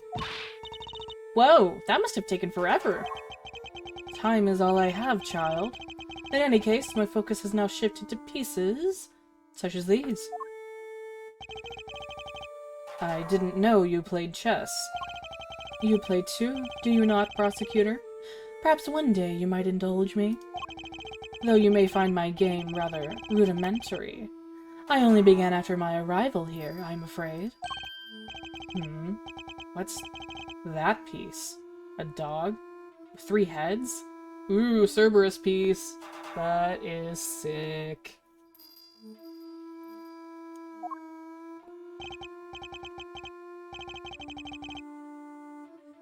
Ah, yes, the dogs of war. You must forgive my little joke.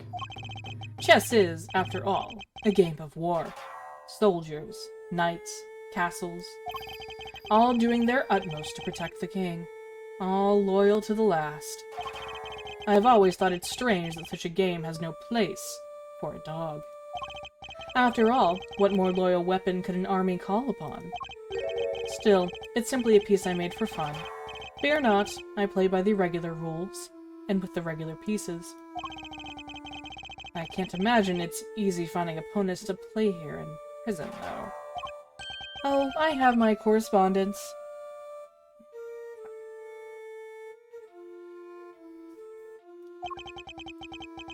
Correspondence chess, then? Sharing moves by post? Yes, even prisoners are allowed to send and receive letters. Their contents are inspected, of course. Although, I have yet to receive the details of my current opponent's next move.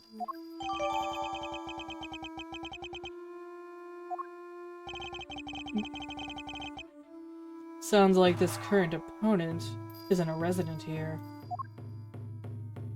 But are the residents evil? Sorry, had to.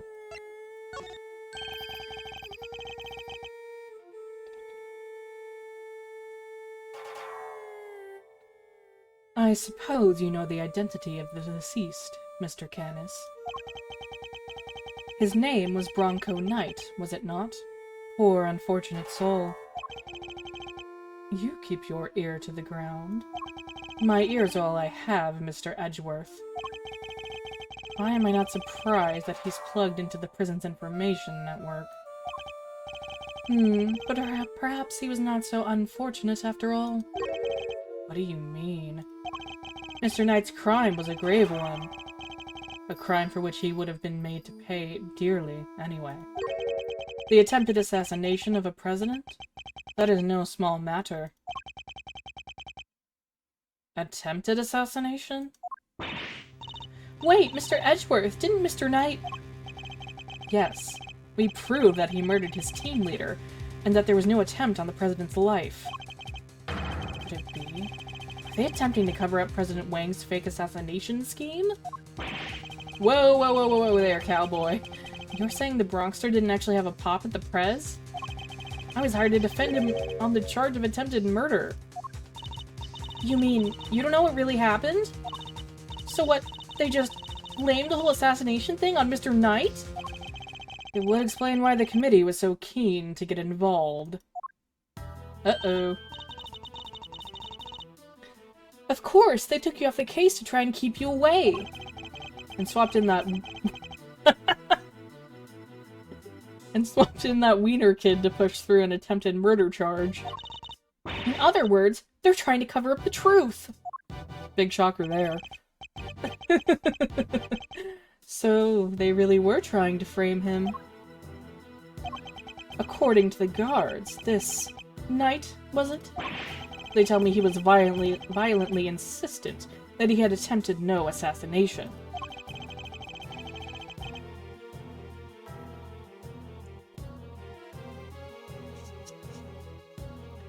Which would have come out anyway when the case went to trial. I am no expert in legal matters, but allow me to say this one thing. I know for a certainty that he would have not been the first inmate imprisoned on false pretenses. An uncomfortable fact, but a fact nonetheless. Yes, Helmet. Yes, it is. Yes. The courtroom is not always the bastion of truth you believe it to be, Mr. Edgeworth. Truth. Truth. No bastion of truth, huh? I've heard something to that effect before. Yes. From a certain Interpol agent who doesn't have much faith in prosecutors. Yay, it's Lang.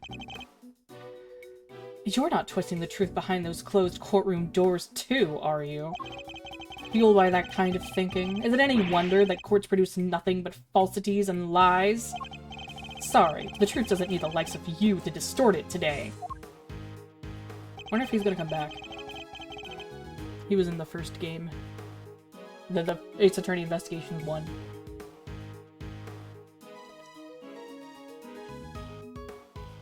I never was able to fully dispel his mistrust of prosecutors. Even Helmet understands. Don't you, Helmet? Yes, you do. The truth revealed in court and your deductions, it is dangerous to trust either implicitly. But I am not bitter.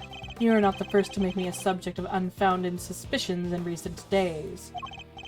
In fact, I was visited by another prosecutor only yesterday. He was accompanied by a judge. They even dragged the warden along, her distaste for me lingering unspoken in the air. Not those two again! Prosecutor Winner and Judge Gabelle. They went over my cell with a fine-tooth comb, but they left empty-handed. They were looking for the murder weapon, I believe. To no avail. But I mustn't take it personally. Rumor has it that they searched every cell in the prison. and still failed to find what they were looking for. I pray they weren't too disappointed.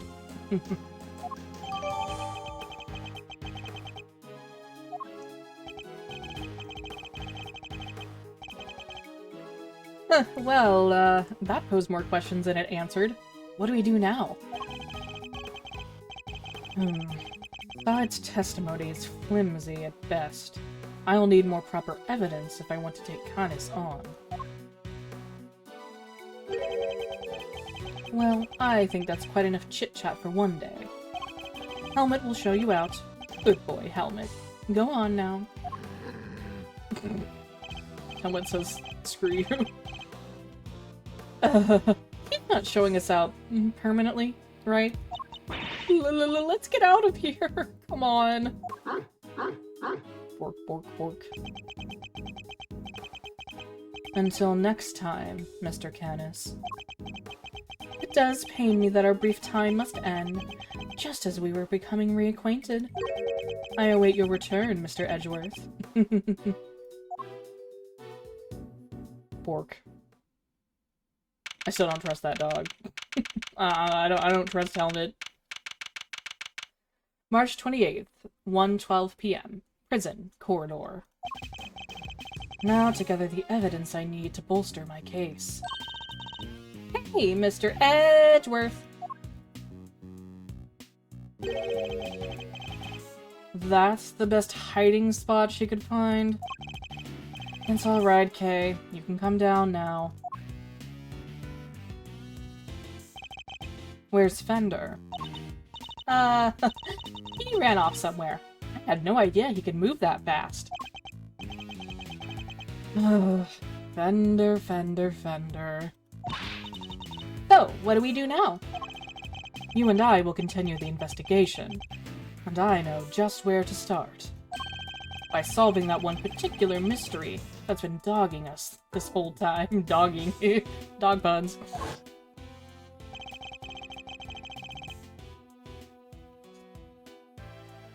Knight's body was found in one of the prison workshops, but he was presumably being detained in one of the detention center's holding cells. So how did he wind up on the other side of those heavy security doors? Let's start by investigating the holding cells. In Mr. Knight's room, right? But, what about Mr. Fender? I'm sure he'll find us when he's ready. Sure, but he is kind of our boss, isn't he? Oh well.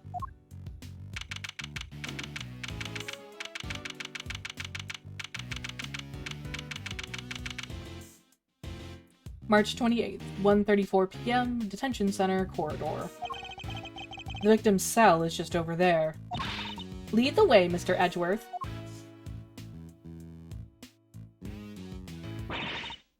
Uh-oh. I have just about had it! Who's that? Warden Lagarde. She must have come from the corridor marked no entry. He's still not talking, ma'am? Even with the evidence you borrowed from the precinct? No. And I've tried so many times, I've lost count. What am I supposed to do? I can't send in a blank report. I guess a killer for hire was always going to be a tough nut to crack. A killer for hire? Oh! I couldn't help overhearing Warren Lagarde, but were you just talking about Bodharma... I'm sorry, I'm butchering the name. Bodharma Canis? My, you were listening? How very gauche of you. A girl's privacy is her armor, you know. Do you normally conduct interrogations of the man... Do you normally conduct interrogations of the man yourself? Oh, it's not just him, darling. I try to have the occasional tete-a-tetes with everyone, you see.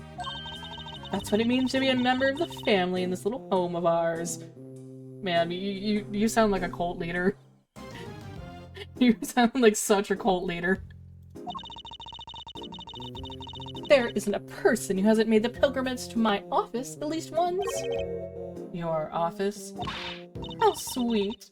He's angling for an infight. Well, I suppose it is the hottest ticket in town. Man, he is not interested. He is so not interested.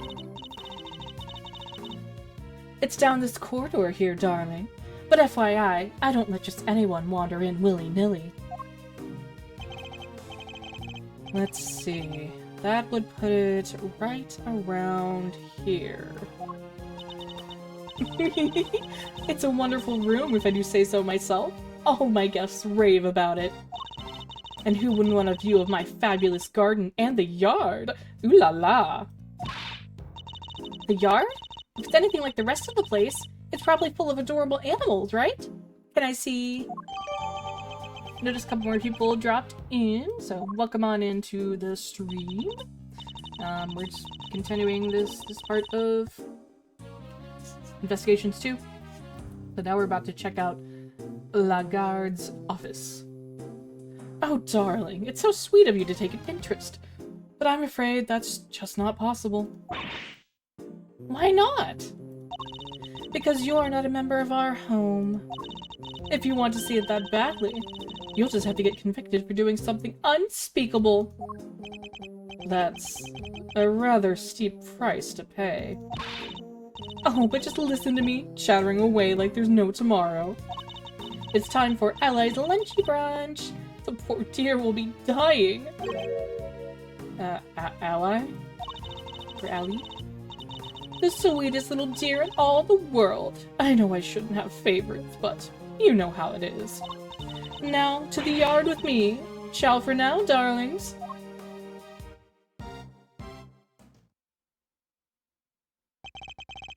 I wanted to ask her more about Canis, but she dominated that conversation from start to finish. Let's go investigate the victim's Let's go investigate the victim's cell, shall we?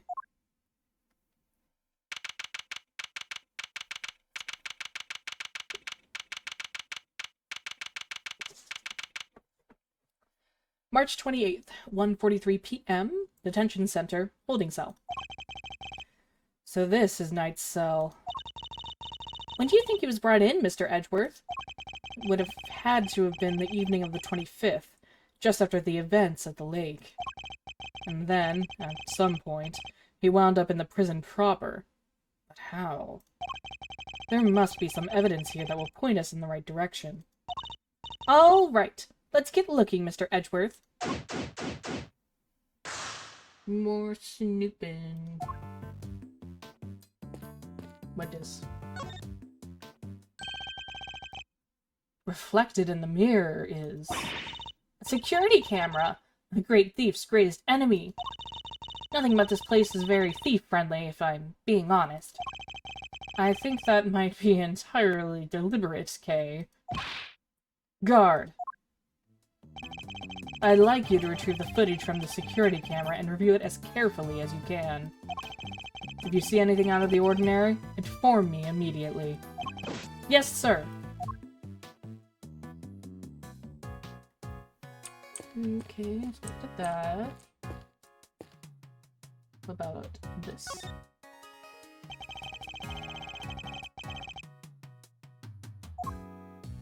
See, you got a second chance at life, interviews with a former prisoner, making money while serving time, you'll laugh tomorrow in anthology, understanding animal emotions, life as a pet stylist, 200 Days to Freedom, and Escape Study. Here's volumes 1, 2, and 3. So what is this? Oh, what's a menu doing here, Mr. Edgeworth? It seems that those held in the detention center are able to choose what they'd like to eat each day. If they can afford it, that is. Money makes the world go round, I guess. But doesn't that make life super easy for rich detainees? Ooh, this is getting real. This is getting very real. Well, Kay, bear in mind the people held in these cells haven't been found guilty yet. Some of them don't deserve to be punished. Quite a few of them, in fact. So you were saying it's fine that people with money don't have as hard of a time of it as everybody else? How did I wind up defending the practices of the detention system? Dude, you are, well, we're literally a prosecutor. I swear this whole game is just like Miles getting radicalized into realizing the faults of the justice system. I guess he's trying to become a defense attorney too. Yeah.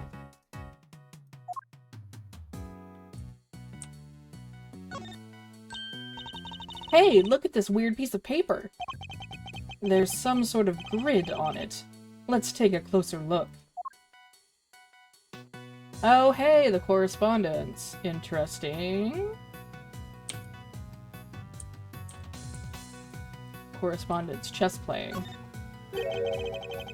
The grid appears to be a chess diagram.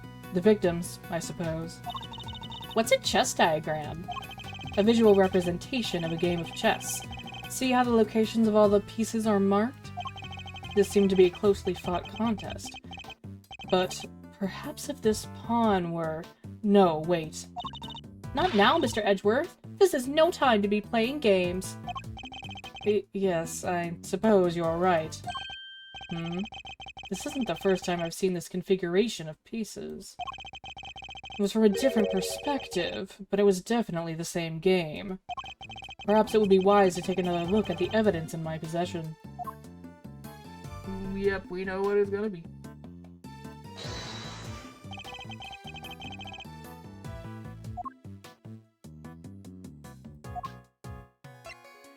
Eureka! This chess game. I've seen it before. Enough with the chess chat, Mr. Edgeworth. We're supposed to be investigating here. Focus! I am investigating. This particular bit of chess chat could prove to be vital. Now, take a look at this.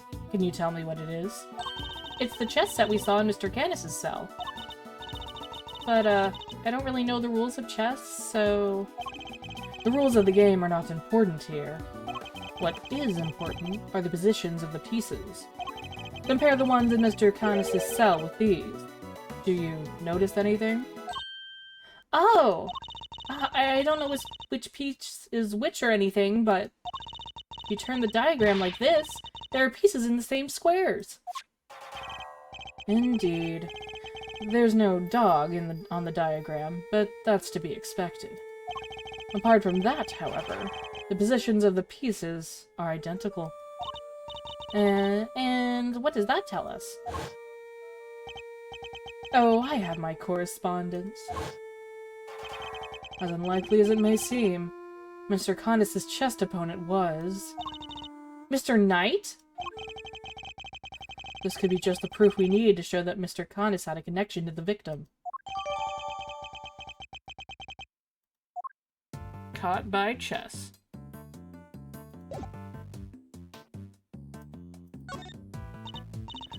Wow, that's a lot of books. Let's take a look. You'll Laugh Tomorrow, an anthology. Understanding Animal Emotions. Life as a Pet Stylist. Maybe there was more to Mr. Knight than met the eye. Sadly, I don't think those were his. They were likely specially selected and placed here for the detainees, with the hope that they would want to better themselves during their time here. Second Chance at Life. Interviews with a former prisoner. These books appear to have been written by current model prisoners and former inmates. Oh, I like the look of this one. 200 Days to Freedom, an escape story.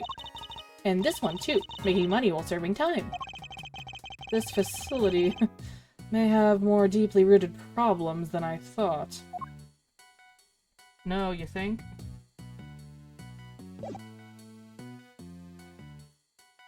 Toilet.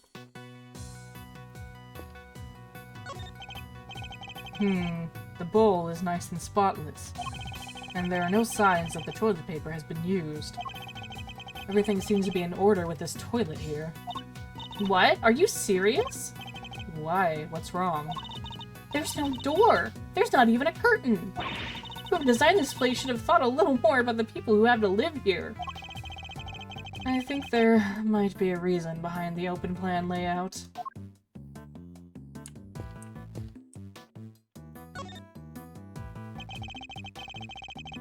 Okay, what else? This must be Knight's suit jacket. So I've been doing some research on my own. Oh, and what have you discovered? I've discovered that guys who look good in suits tend to be popular with the ladies. But don't worry. Guys with frilly neck ruffles are next on my research list.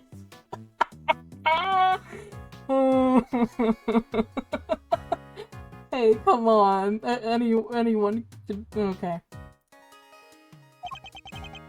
Please stop.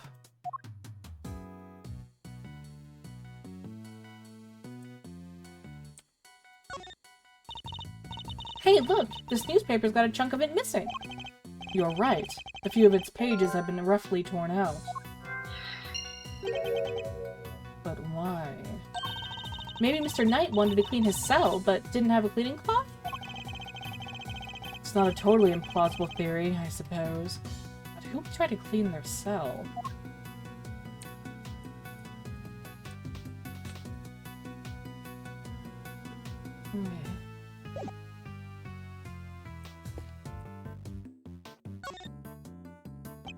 Oh, I missed something.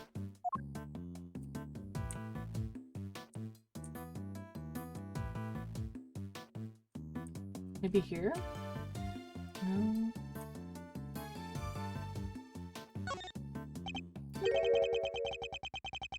Oh, okay, I was right. There's something different about this spot here. This part of the floor is weirdly clean. Did somebody wipe it down or something?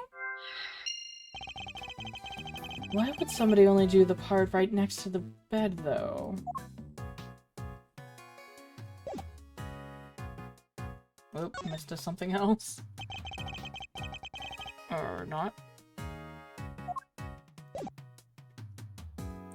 Okay.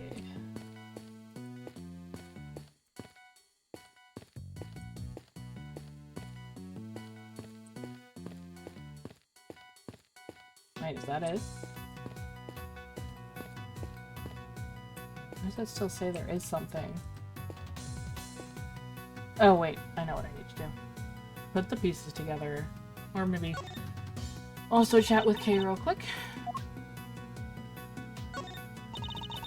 There's a lot more stuff in here than I expected. Indeed, and it doesn't all seem to have belonged to Mr. Knight. Some of the books, for example, seem to be permanent fixtures. You know, I don't think being in here would be all that bad, really. You're welcome to give it a try. I certainly won't stop you. No, thanks. But since we're here, I might as well case the joint. You know, just in case. So come on, Mr. Edgeworth, let's get looking. Chess is a pretty popular pastime in here, huh? I mean, Mr. Knight even asked Simeon to bring him his chess set. I'm afraid I have to disagree. In fact, as far as I can see, only 2 people were so enthralled as to own a chess set. Mr. Knight and... Oh, you mean that scary guy? Yes. Could it really be a coincidence that they're both such great fans of chess? Okay.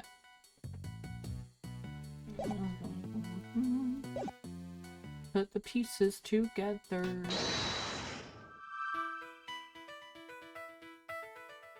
I'm not sure if that's enough proof for those to be connected, but screw it.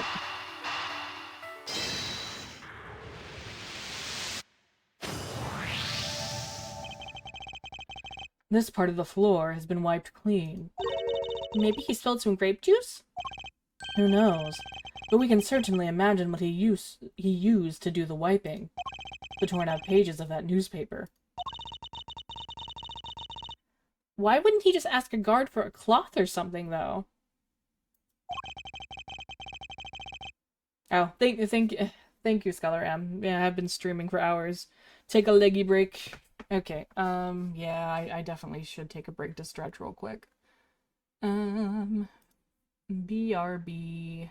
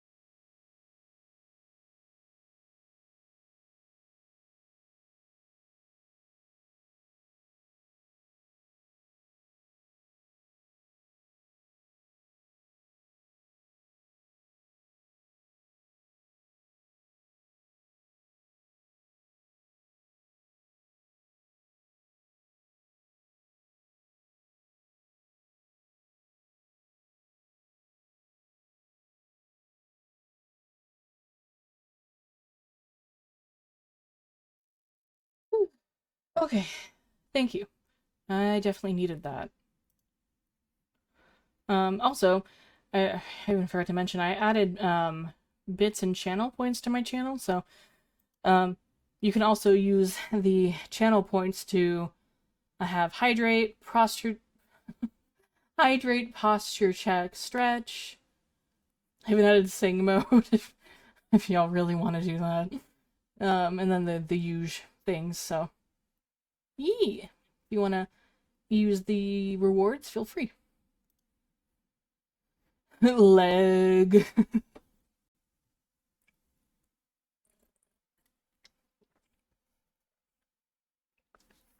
Leg, water.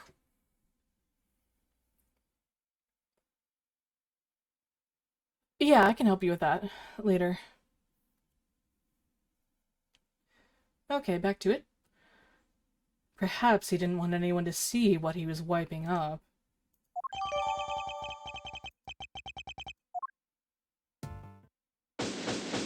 Oh, that was a pretty short investigation.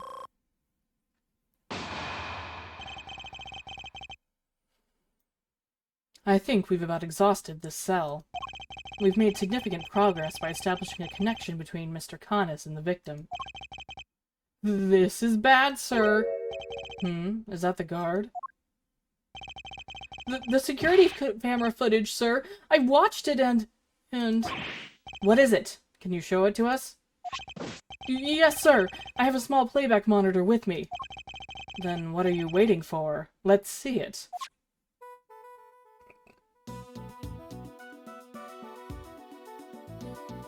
What was that? That black thing. It's that dog, right? Until now, our assumption was that the crime had taken place inside the prison proper. But it seems that assumption may have been wrong. Knight had actually been attacked in this location. Probably the holding cells, because remember for the little animation from the beginning of the game, this chapter. Take that! In the hallway. Right here in the detention center. Yeah, that explains it. I thought his body was moved. And the perpetrator was indeed Mr. Canis' dog. This is just the evidence we need.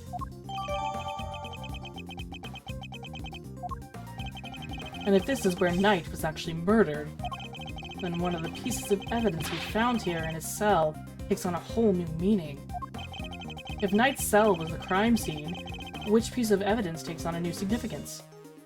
I'm guessing this one, because, like, how did another prisoner get in there to move the body, presumably? Take that! I think I might have been wrong. Yes, this piece of evidence now means, What's wrong, Mr. Edgeworth? You're very quiet all of a sudden. Oops. I'm fine, Kay. Actually, I'm overthinking this.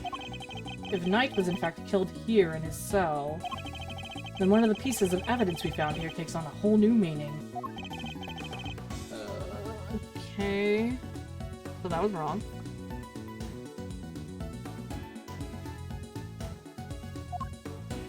Think, Jay, think.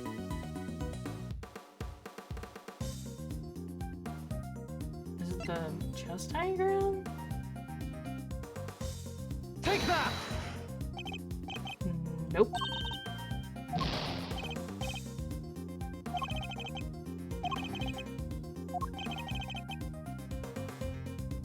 Is it the bracelet? Take that! Nope.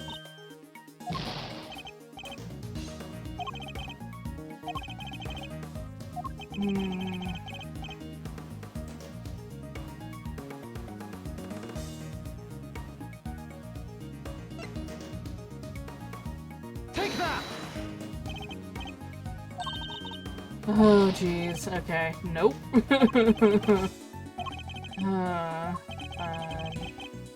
Oops.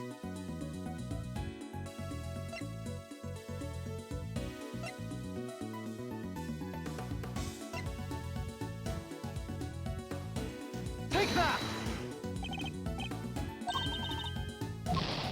This is probably something very straightforward that I'm missing.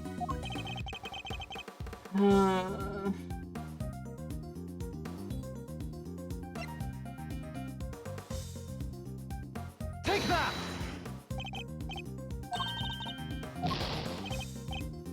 What haven't I presented at this point?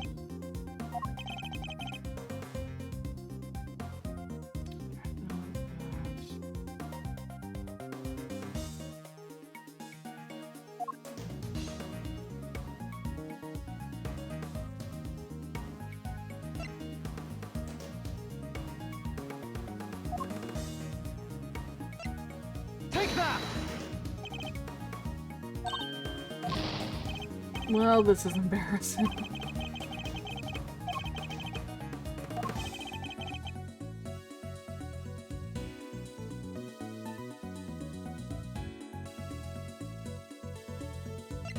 Oh wait, is it the body?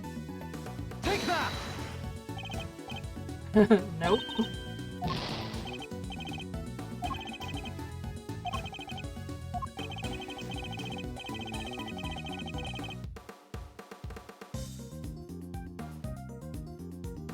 I might have to call in help for this. I am weirdly stumped.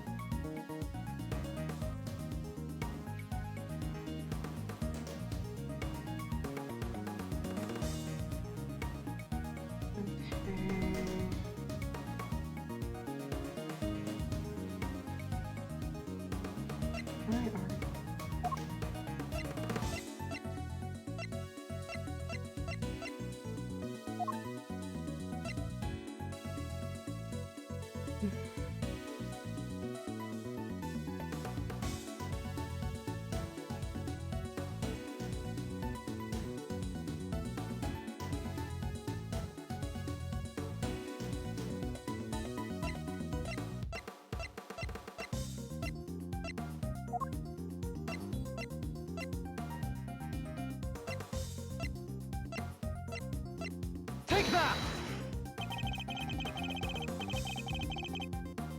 The floor of Knight's cell was wiped clean, presumably to remove something. Could that something have been his blood? Yeah, that seems obvious now. Oops, Jay. Thank you, officer. Would you mind doing me one more favor? Name it, sir. There's a detective by the name of Gumshoe somewhere in this facility. I need you to give him a message. Tell him to have his cell tested for traces of blood, and to report the results to Edgeworth. You got it, sir.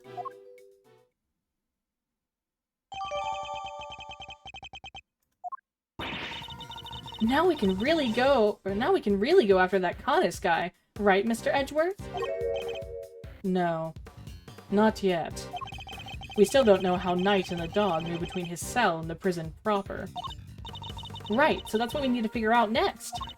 What's the play, coach? Where are we off to?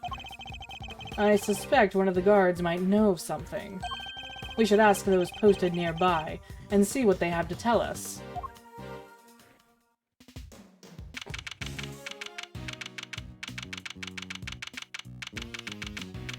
March 28th, 2:15 p.m. Detention Center Corridor. Okay, time to get asking, huh? Oh hey! I should have known he would show back up. Thanks for the tour. Later.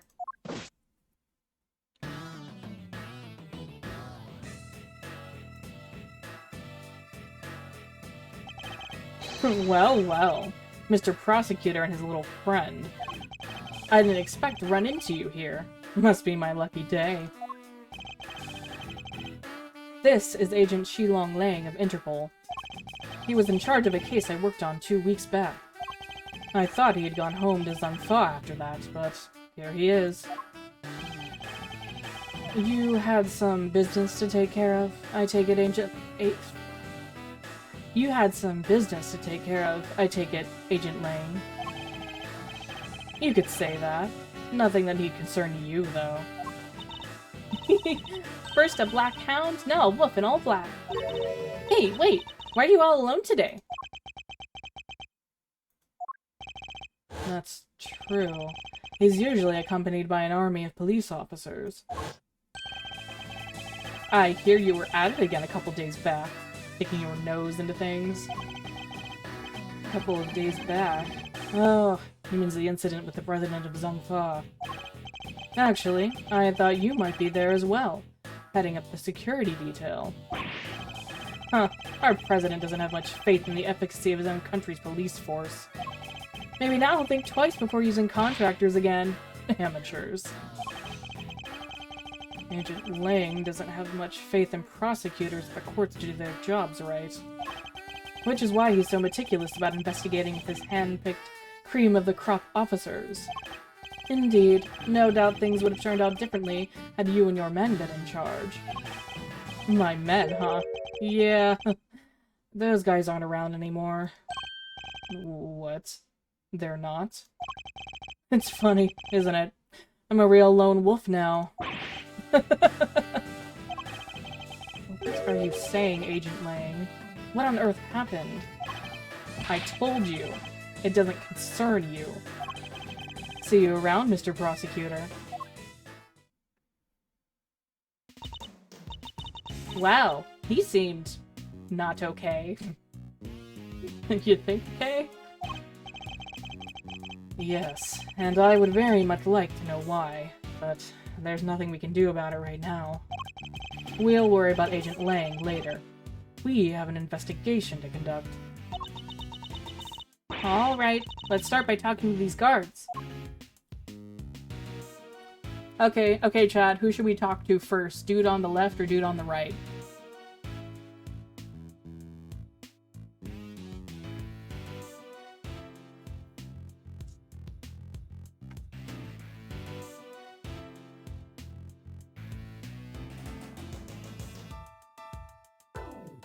Dude on the left or dude on the right? Who do we talk to first?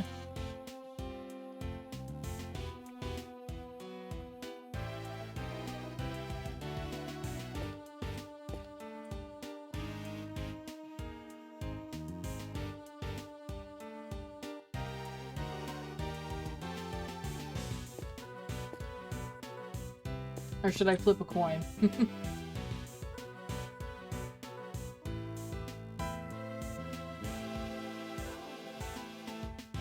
Guard left, guard right. Who should we talk to first?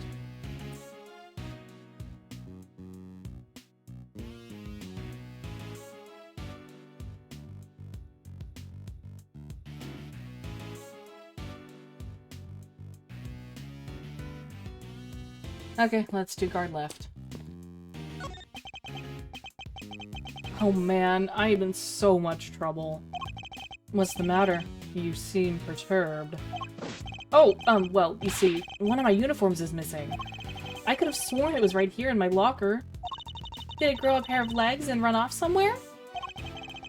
Where in the world did that idea spring from? Anyway, I hope you track it down soon. I'll be rooting for you. But thanks, I appreciate it. Oh, okay.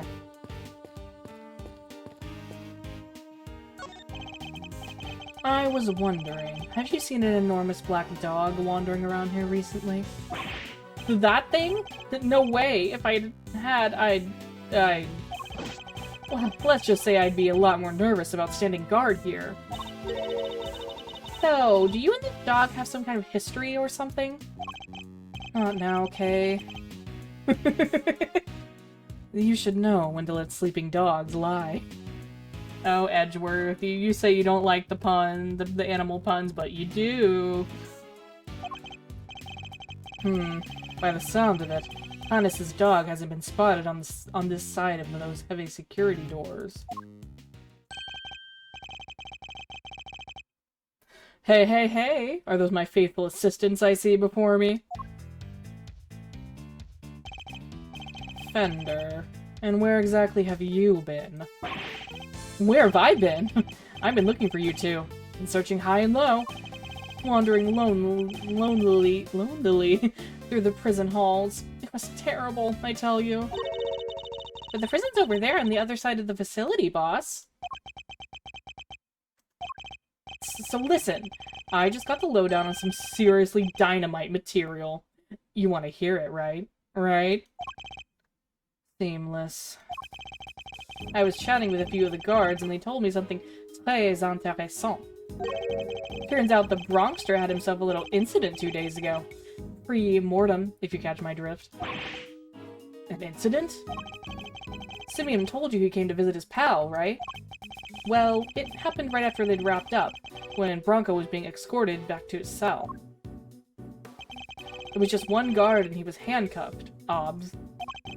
They made it back and the guard was... Oop. They made it back and the guard was taking off his cuffs when the Bronxster clobbered him, knocked the poor guy out cold. Sounds like it might have been the prelude to a jailbreak. Because when the other guards showed up, they couldn't find their comrade's keys. Were there any rumblings about Knight attempting to escape? That's the bit that fries the old noggin. There were none. He just sat in his cell, then turned up dead. And what's more, he swore right to the end that he never stole the keys. They turned his cell inside out, too, but no dice. The guard who was struck, what did he have to say? Nothing. Poor guy was still out when they took him to the hospital. Word is, he's still there. So there's nobody around to tell us what really happened.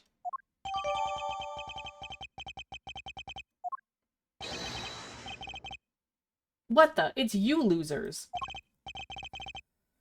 Oh, that's all we need.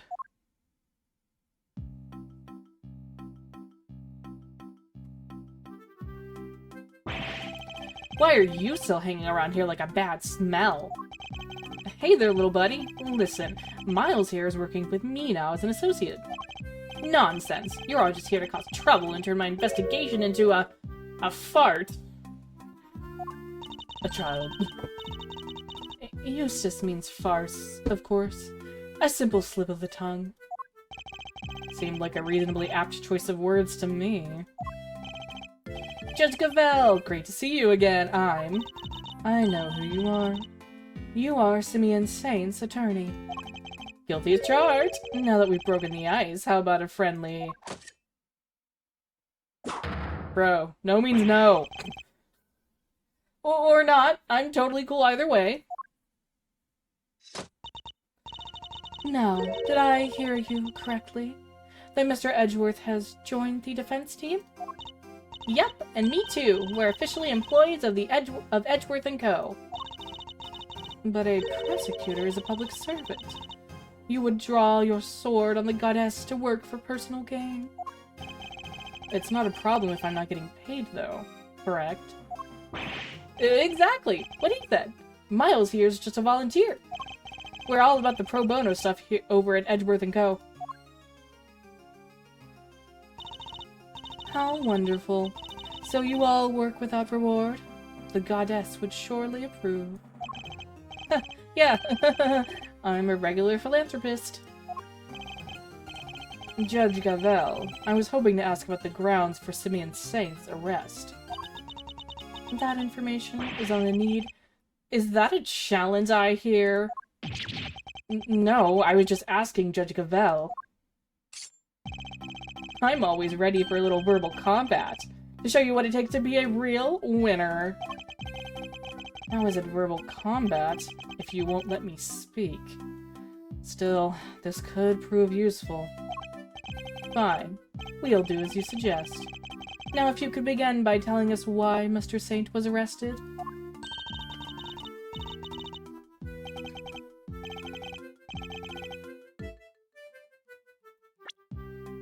There will be no need for that. Eustace, we should... Not now, Gavel. Watch and wonder. As I put this pathetic prosecutor in his place, he's going to run rings around me. I think you meant to say that you would be the one running rings around me? And I will, so badly that your ears will be ringing. Prepare to be humbled, Edgeworth. This dude's annoying. Reason for arrest. You want to know why I arrested that man? Oh, hi, Clover. The doggle. It's simple. Simple. I found evidence. Evidence of him all over that thing. How's that for some winningly incontrovertible, conclusive proof? And who saw the truth first? Why, me, of course. Winner by name, winner by nature. Where do I even begin? Look at you, utterly lost for words in the face of such mastery. I'll take your silence as yet another win. Honestly, does he ever shut up? You said that you were the one who arrested Mr. Saint. But do you even have the authority to do so, Mr. Winner? Well, obviously it was the police who actually arrested him. But I told them to do it, so I think I can claim the credit, don't you? Of course that's what he meant. This is clearly going to take a while. A shame, really. Given that I'm much more interested in what Judge Gavel is silently thinking over there.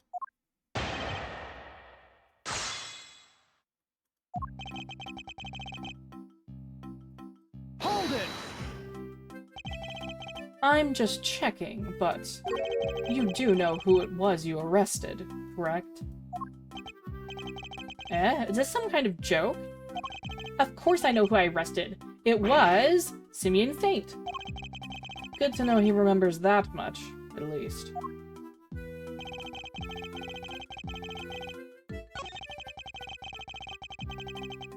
Hold it! Evidence of him was all over that thing. Could you be a little more specific, Mr. Winner? Do I really have to spell it out for you, Edgeworth? I hoped even you could put 2 and 2 together. Stop messing around. The onus is on you to provide a comprehensible testimony. Come now, Eustace. I'm sure Mr. Edgeworth and his friends would be very interested to learn how you cracked the case. They certainly look keen to hear about it. Fine, if you insist, I'll fill in the gaps. Brace yourselves, because this is going to blow your tiny little minds. I bet you didn't even know that the victim had, wait for it, a chess set with him. And that chess set was covered in the fingerprints of a certain Mr. Simeon Saint. Yeah, I wonder why that is. Praise be to the Goddess of Justice for the insight she offers. And congratulations once again, Eustace. You would not object to Eustace amending his testimony, I trust, Mr. Edgeworth. No, by all means, please do.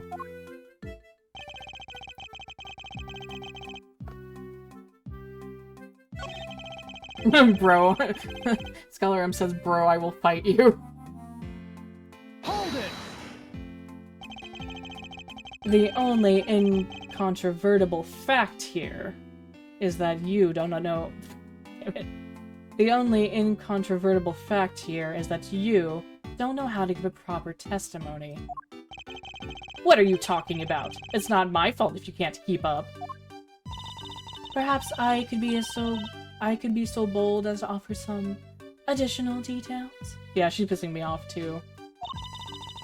The only fingerprints found at the scene belong to the guards, the prisoners, the victim, and Mr. Saint. I think you'll agree that Mr. Saint's were the only prints that had no business being there. Oh my god, y'all. Y'all, he came to give him his chess set, so yes, his prints would be on there. Ugh. Yes, exactly. Now do you get it, Edgeworth? I do, but I'm not so sure about you.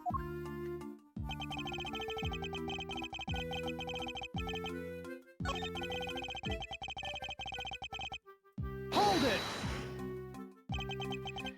You saw it first? And I suppose you can prove that? I made the connection the moment I saw the crime scene. It was a lightning-fast deductive leap. What more evidence do you need? Well, you haven't given me any evidence at all so far, so...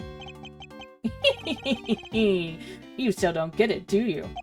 Well, don't worry. We can all be born winners. I'm not sure I even want to get at whatever it is he's talking about. Okay.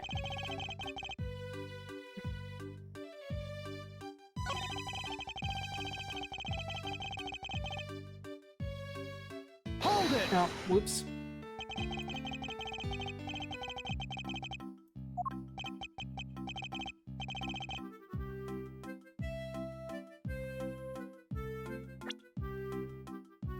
If there were other prints at the crime scene, shouldn't those people be suspects too? Yeah! Other people? I don't think so. And why not?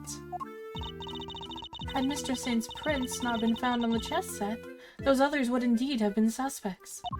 Yet somehow, his prints were there, despite the fact that they had no business being there. Exactly, which means Mr. Saint was, Saint is, he is neither a prisoner nor a guard, and therefore he should not have been able to enter the prison. What? He was visiting! Oh my god. Finding his prints in a place he shouldn't have had access to is grounds enough for an arrest. No, you're wrong. Yeah, what she said. Not bad, Gavel. You are too kind.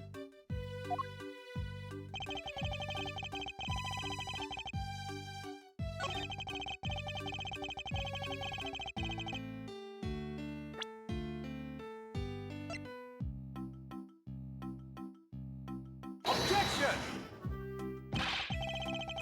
Poopy.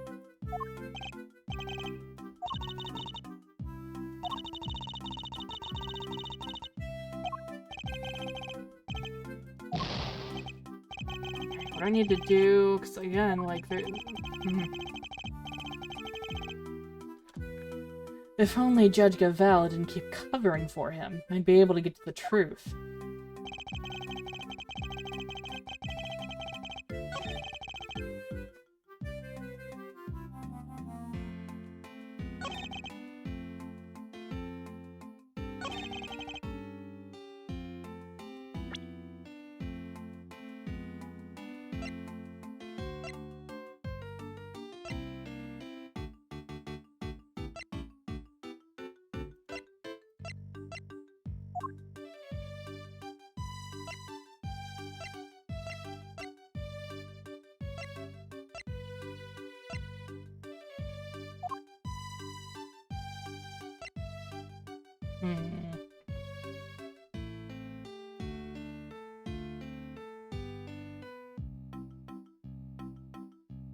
Oh, okay. I had the right idea, but I was I was showing to the wrong statement.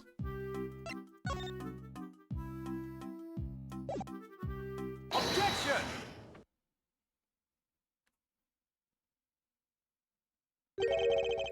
So the fingerprints on the chess set are the ace up your sleeve? The what up my what?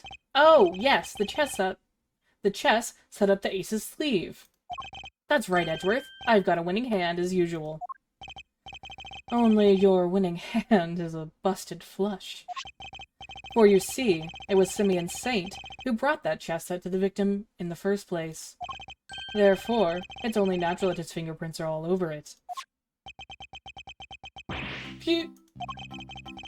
That took a while to sink in. In conclusion, those fingerprints are proof of anything, and Mr. Saint's arrest was premature. Premature. The incident took place here within the walls of this facility. And being neither a guard nor a prisoner, it makes very little sense to suspect Mr. Saint. Oh! Now what? I think you might be the premature one here, Edgeworth. And I think you were the one accusing me of being hasty. Did he only just work out what that word means? Sure, I identified Mr. Saint as a suspect faster than pretty much everybody else. And I won the race when it came to picking out the crucial evidence, too. I'm quick on the draw, you see. But hasty? Not at all. You're right that Mr. Saint isn't a guard or a prisoner here, but he was. Overruled. Eustace. Judge Gavel.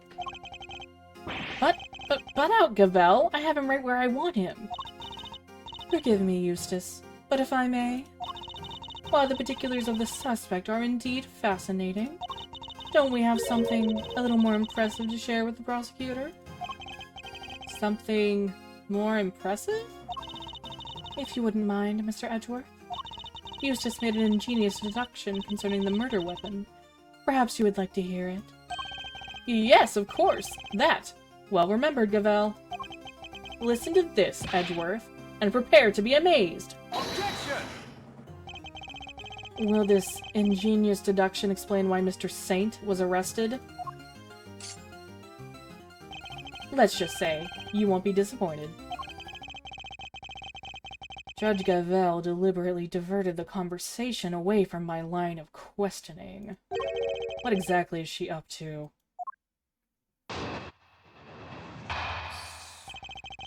Whereabouts the murder weapon? Fact 1. The murder weapon was some sort of metal blade. Fact 2. Potentially deadly blades are strictly controlled within the prison walls, as we both know. From these two facts, I concluded that the weapon in question must have come from outside. It must have been hidden inside the chess set. That's what I think, anyway. And since the only prints we found on the chess set belonged to the victim and the suspect, I'd say it's blindingly obvious who brought the weapon in and used it, wouldn't you? Yeah, no. If nothing else, his testimony this time is a little more comprehensible than the last. Another winning deduction, brought to you by one winner, Eustace, prosecutor extraordinaire.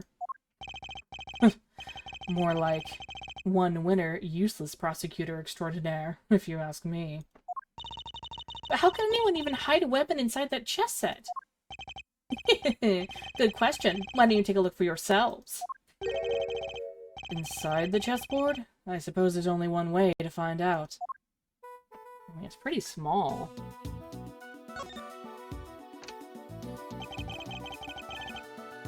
There's nothing in here but chess pieces. That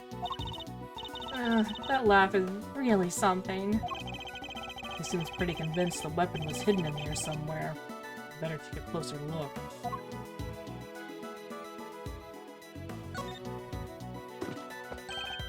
What? Stiff lining at the top opened like a flap door. Whoa, there's plenty of room in there. Indeed. More than enough to hide something like a small knife. Don't they have metal detectors? Ingenious, no? The killer snuck the weapon in by... Objection! Huh? What do you mean, huh? Let me finish, will you? I fear you've not been listening, Mr. Winner. Or perhaps you've simply forgotten. The detention center is outfitted with a security gate. Okay, so that's what I was saying. Huh? I mean, yeah, and? The security gate also acts as a metal detector, Eustace. We must pass through another one on the way into the prison itself, remember? Aha! Yes, that's right, of course I remember. He definitely didn't. It would have been impossible to smuggle a metal blade through such a gate and into the facility, which would seem to blow a rather large hole in your reasoning, Mr. Winner. Overruled.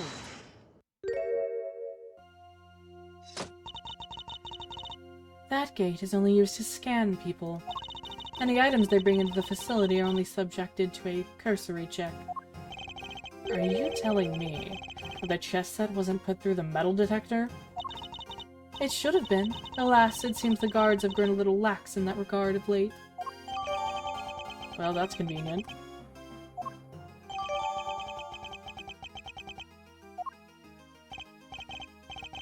Very good.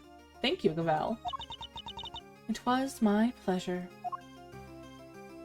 Now, Mr. Edgeworth, if you would be so kind as to begin your cross-examination. Cross-examination? It's like she's holding a trial. Well, no matter. Let's see how well this ingenious deduction of Mr. Winner holds up, shall we?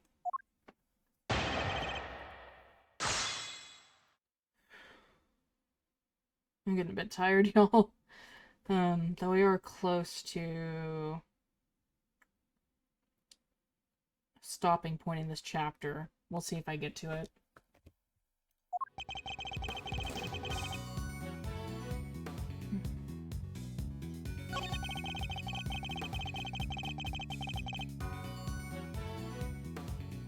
Well, clearly they're not. Based on what you just said.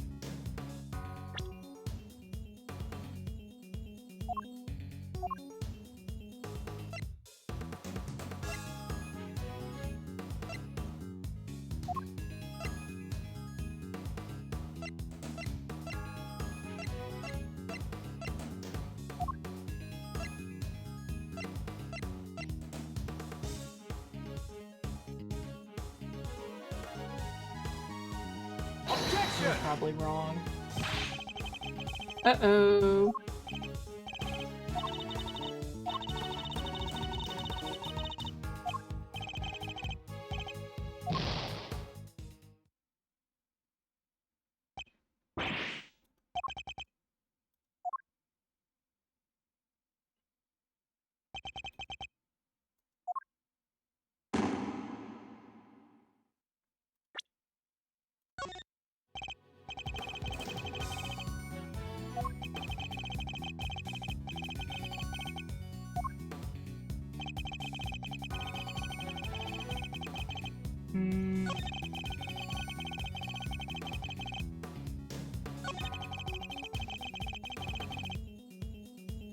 Well, okay. This is the one we need to present it at, because clearly there's nothing there, but I guess it could have been moved. Objection! Okay, never mind.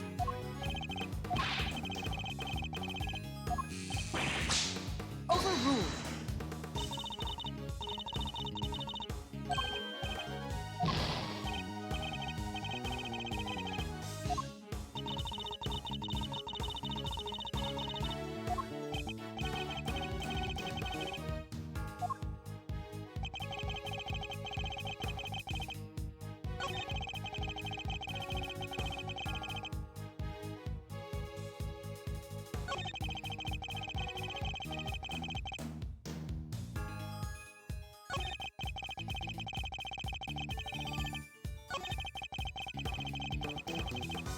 Hold it! But no murder weapon was found at the crime scene, and there's nothing inside the chessboard either. I'm curious, Mr. Winter. Do you also have thoughts about where this weapon might be? Well, the perpetrator must have hidden it somewhere in the prison. Is there a problem with his claim? Yup. They hid it somewhere inside the prison? That seems unlikely. In fact, I can prove that's not the case. What evidence suggests that the murder weapon isn't hiding somewhere in the prison? Take that! I'm starting to worry about your memory, Mr. Winter. Didn't you and the good judge search the prison with Warden Lagarde? And didn't you fail to find a likely murder weapon? Owie. Well, yes, but I guess we just missed it, that's all. Wow, way to undermine yourself. You're saying your search wasn't entirely thorough? You, the so-called winning rookie. Stop making fun of me! Eustace. Calm yourself. Breathe deeply. Do not allow your opponent to get under your skin. You're right. I'm a winner. Why should I let a third-rate loser like Edgeworthless here get under my skin? Oh, I'll thank you to leave my name out of this. Well, I'm Kay Faraday, and I'm A-OK. Not you two. Please. Oh, notice a few more people, have popped in. So thanks for popping in. We're nearing the end of our stream, so I just do want to give a warning for that. But yeah, here I, you know, cross-examining the annoying rookie prosecutor as Edgeworth's, in his state as, attorney's assistant. Okay. Look, it's simple. Since my first-rate investigation didn't turn up any weapon, it means there wasn't one to find. which leaves only one possibility. The murderer took the weapon with him when he left the prison. That's why we couldn't find it when we looked, obviously. Objection! But what you are proposing is impossible. And this proves why the culprit couldn't possibly have taken the weapon out of the prison with them. Take that! More memory trouble, Mr. Winner? No, you're forgetting things you yourself said. Are you making fun of me? Again? Oh, so you remember what I said. But perhaps you might have been better served by remembering this. What's that? Wait, does he seriously not remember? It would certainly seem that way. There is a security gate at each of the entrances to the detention center and the prison proper. Coming from the prison, anyone leaving the facility would have had to have passed through both of them. 2 gates, both fitted with metal detectors. Oh wait, now I remember! Looks like he got his memory back! So, as you can see, there is no way anyone could have taken a weapon out through both gates. And therefore, there is no way the murder weapon could have left the building. Ah! In which case, Mr. Edgeworth, perhaps you would care to tell us where you think the murder weapon might be? It is still here on the premises. That's the only plausible conclusion to be drawn. But we searched the prison from top to bottom and couldn't find anything. Because you were never going to find anything to begin with. Not when you were laboring under the misconception that it's a blade you were looking for. Yeah, we know the truth about what happened to Mr. Knight. We've seen it with our own eyes. That is quite a claim. I assume you have the evidence to support it. What is the weapon that was used to commit the crime? Take a look at this, Judge Gavel, and the weapon used in this case will become clear. It's that frickin' dog! Take that! This is footage taken from a security camera trained on Knight's holding cell. Now, watch it for yourselves and see.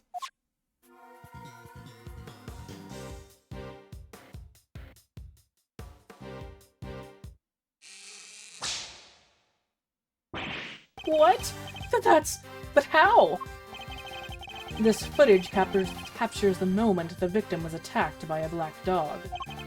More than sufficient proof of how he really died, wouldn't you say? Yes, it is certainly significant. So now we know that Knight was, in fact, killed in his cell by a vicious dog. A dog that moved the victim's body to the prison workshop post-mortem. We know this thanks to an eyewitness who saw the dog in the workshop when the body was discovered. Of course, I think we can all agree that there is no way the dog could have planned such a crime itself. Indeed, I fear it may be his handiwork after all. Overruled! That's quite enough of that, Mr. Edgeworth. Judge Gavel. You are correct that this footage is an important piece of evidence, but it also raises an important new question. A question that I suspect you have also been asking yourself. She's right. There is one major problem with my version of the events. The black dog, the one that belongs to one of the inmates? How did it move between the holding cells in the prison proper at will? Because the animals can do that. In the prison. Oh! How do I answer that one, Mr. Edgeworth? The truth is, I don't know yet. Of course not. Can it, Wonder Boy? You didn't even notice there was a problem. Overruled! Until the defense provides an adequate explanation, the court cannot accept your line of logic. That is all. This court is adjourned. But, wait! There's still so much more to explore! Overruled! Court is no longer in session, Mr. Edgeworth. If you would be so kind as to leave the courtroom. Court was never in session in the first place. Once again, Once again, this court is at... Objection! We may not have all the answers yet, but you haven't explained anything either regarding Mr. Saint. What do you mean? Just as we don't yet know how the dog made it into one of the detention center's holding cells, you can't know how Mr. Saint could have made it inside the detention center, let alone the prison, either. He would have been allowed as far as the visitor's room to see his friend, but no further. So it's hard for me to conceive how he could have committed a crime in a place he had no access to. Oops. Oh. Oops. Discord. Judge Gavel, I believe it's your turn to provide some proof. Proof that Simeon Saint was able to enter the prison. Overruled. You wish for the court to provide you with proof? Highly irregular, but very well. What? They actually have something? Now seems like as good a time as any. And I suppose you have been kind enough to share your own theories on the case. What's she building up to here? Mr. Edgeworth, I suspect you don't know what Mr. Saint does for a living, so allow me to fill you in. He is a circus performer. A what? Yes, perhaps you've heard of the Berry Pig Circus? Oh, don't be silly, darling. Of course I was. Yesterday was a very important day, after all. Important in what way, exactly?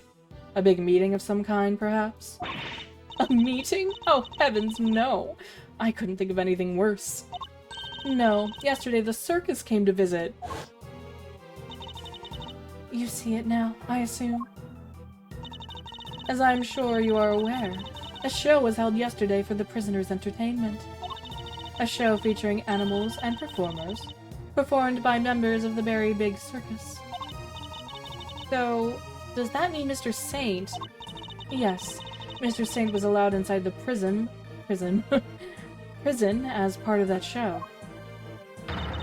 A fact that has been confirmed beyond reasonable doubt. No. She held on to that fact until the last possible moment. She let me run with my own theory, and only afterwards did she use it to reveal the truth. Wait. Butt out, Gavel. I have him right where I want him.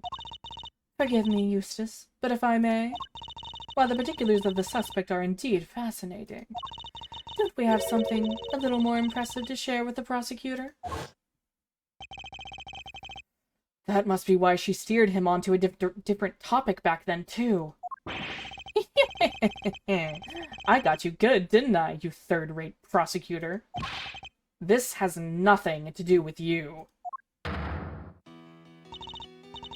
Gentlemen, this court is well and truly adjourned. If I may offer a word of advice, Mr. Edgeworth. Your conduct as a prosecutor is already in question. You would do well to remember that you were removed from this case for that precise reason. What are you trying to say? That the committee reserves the right to confiscate your badge at any time. Should you wish to retain it, you would do well to avoid crossing paths with us again. Is that a threat? The goddess of justice is compassionate, Mr. Edgeworth, but she is not endlessly forgiving. Oh, and one last thing. You are no defense attorney. Abandon this foolish You are no defense attorney. Abandon this foolish pretense. Thank you for your concern. But I do not abandon anything. What I start, I finish. Well, do try to remember that the two jobs are not one and the same, and that a defense attorney is expected to develop something of a bond with their client. Next time, finding out your client's real occupation might be a good place to start. Ugh. Now, I really must be going. May the goddess of justice watch over you all. Oof.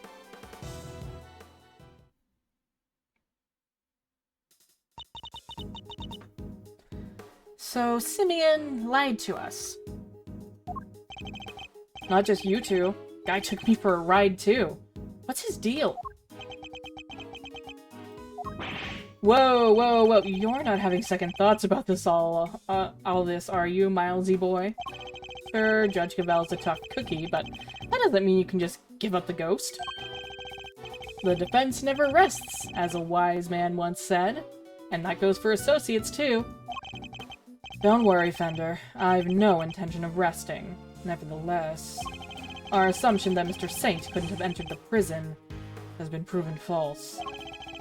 Which means we'll need to restart our investigation from square one, I'm afraid. Okay, we made it. Cool, cool, cool. To be continued. So I'm gonna save.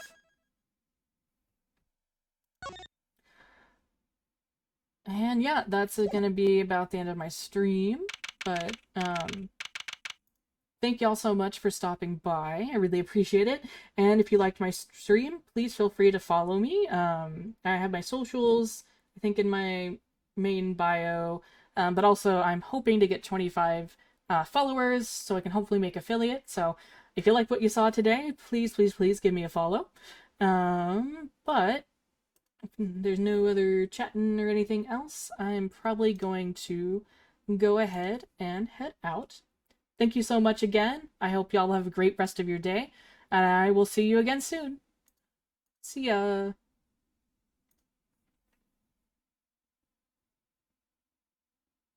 Bye, Skelleram.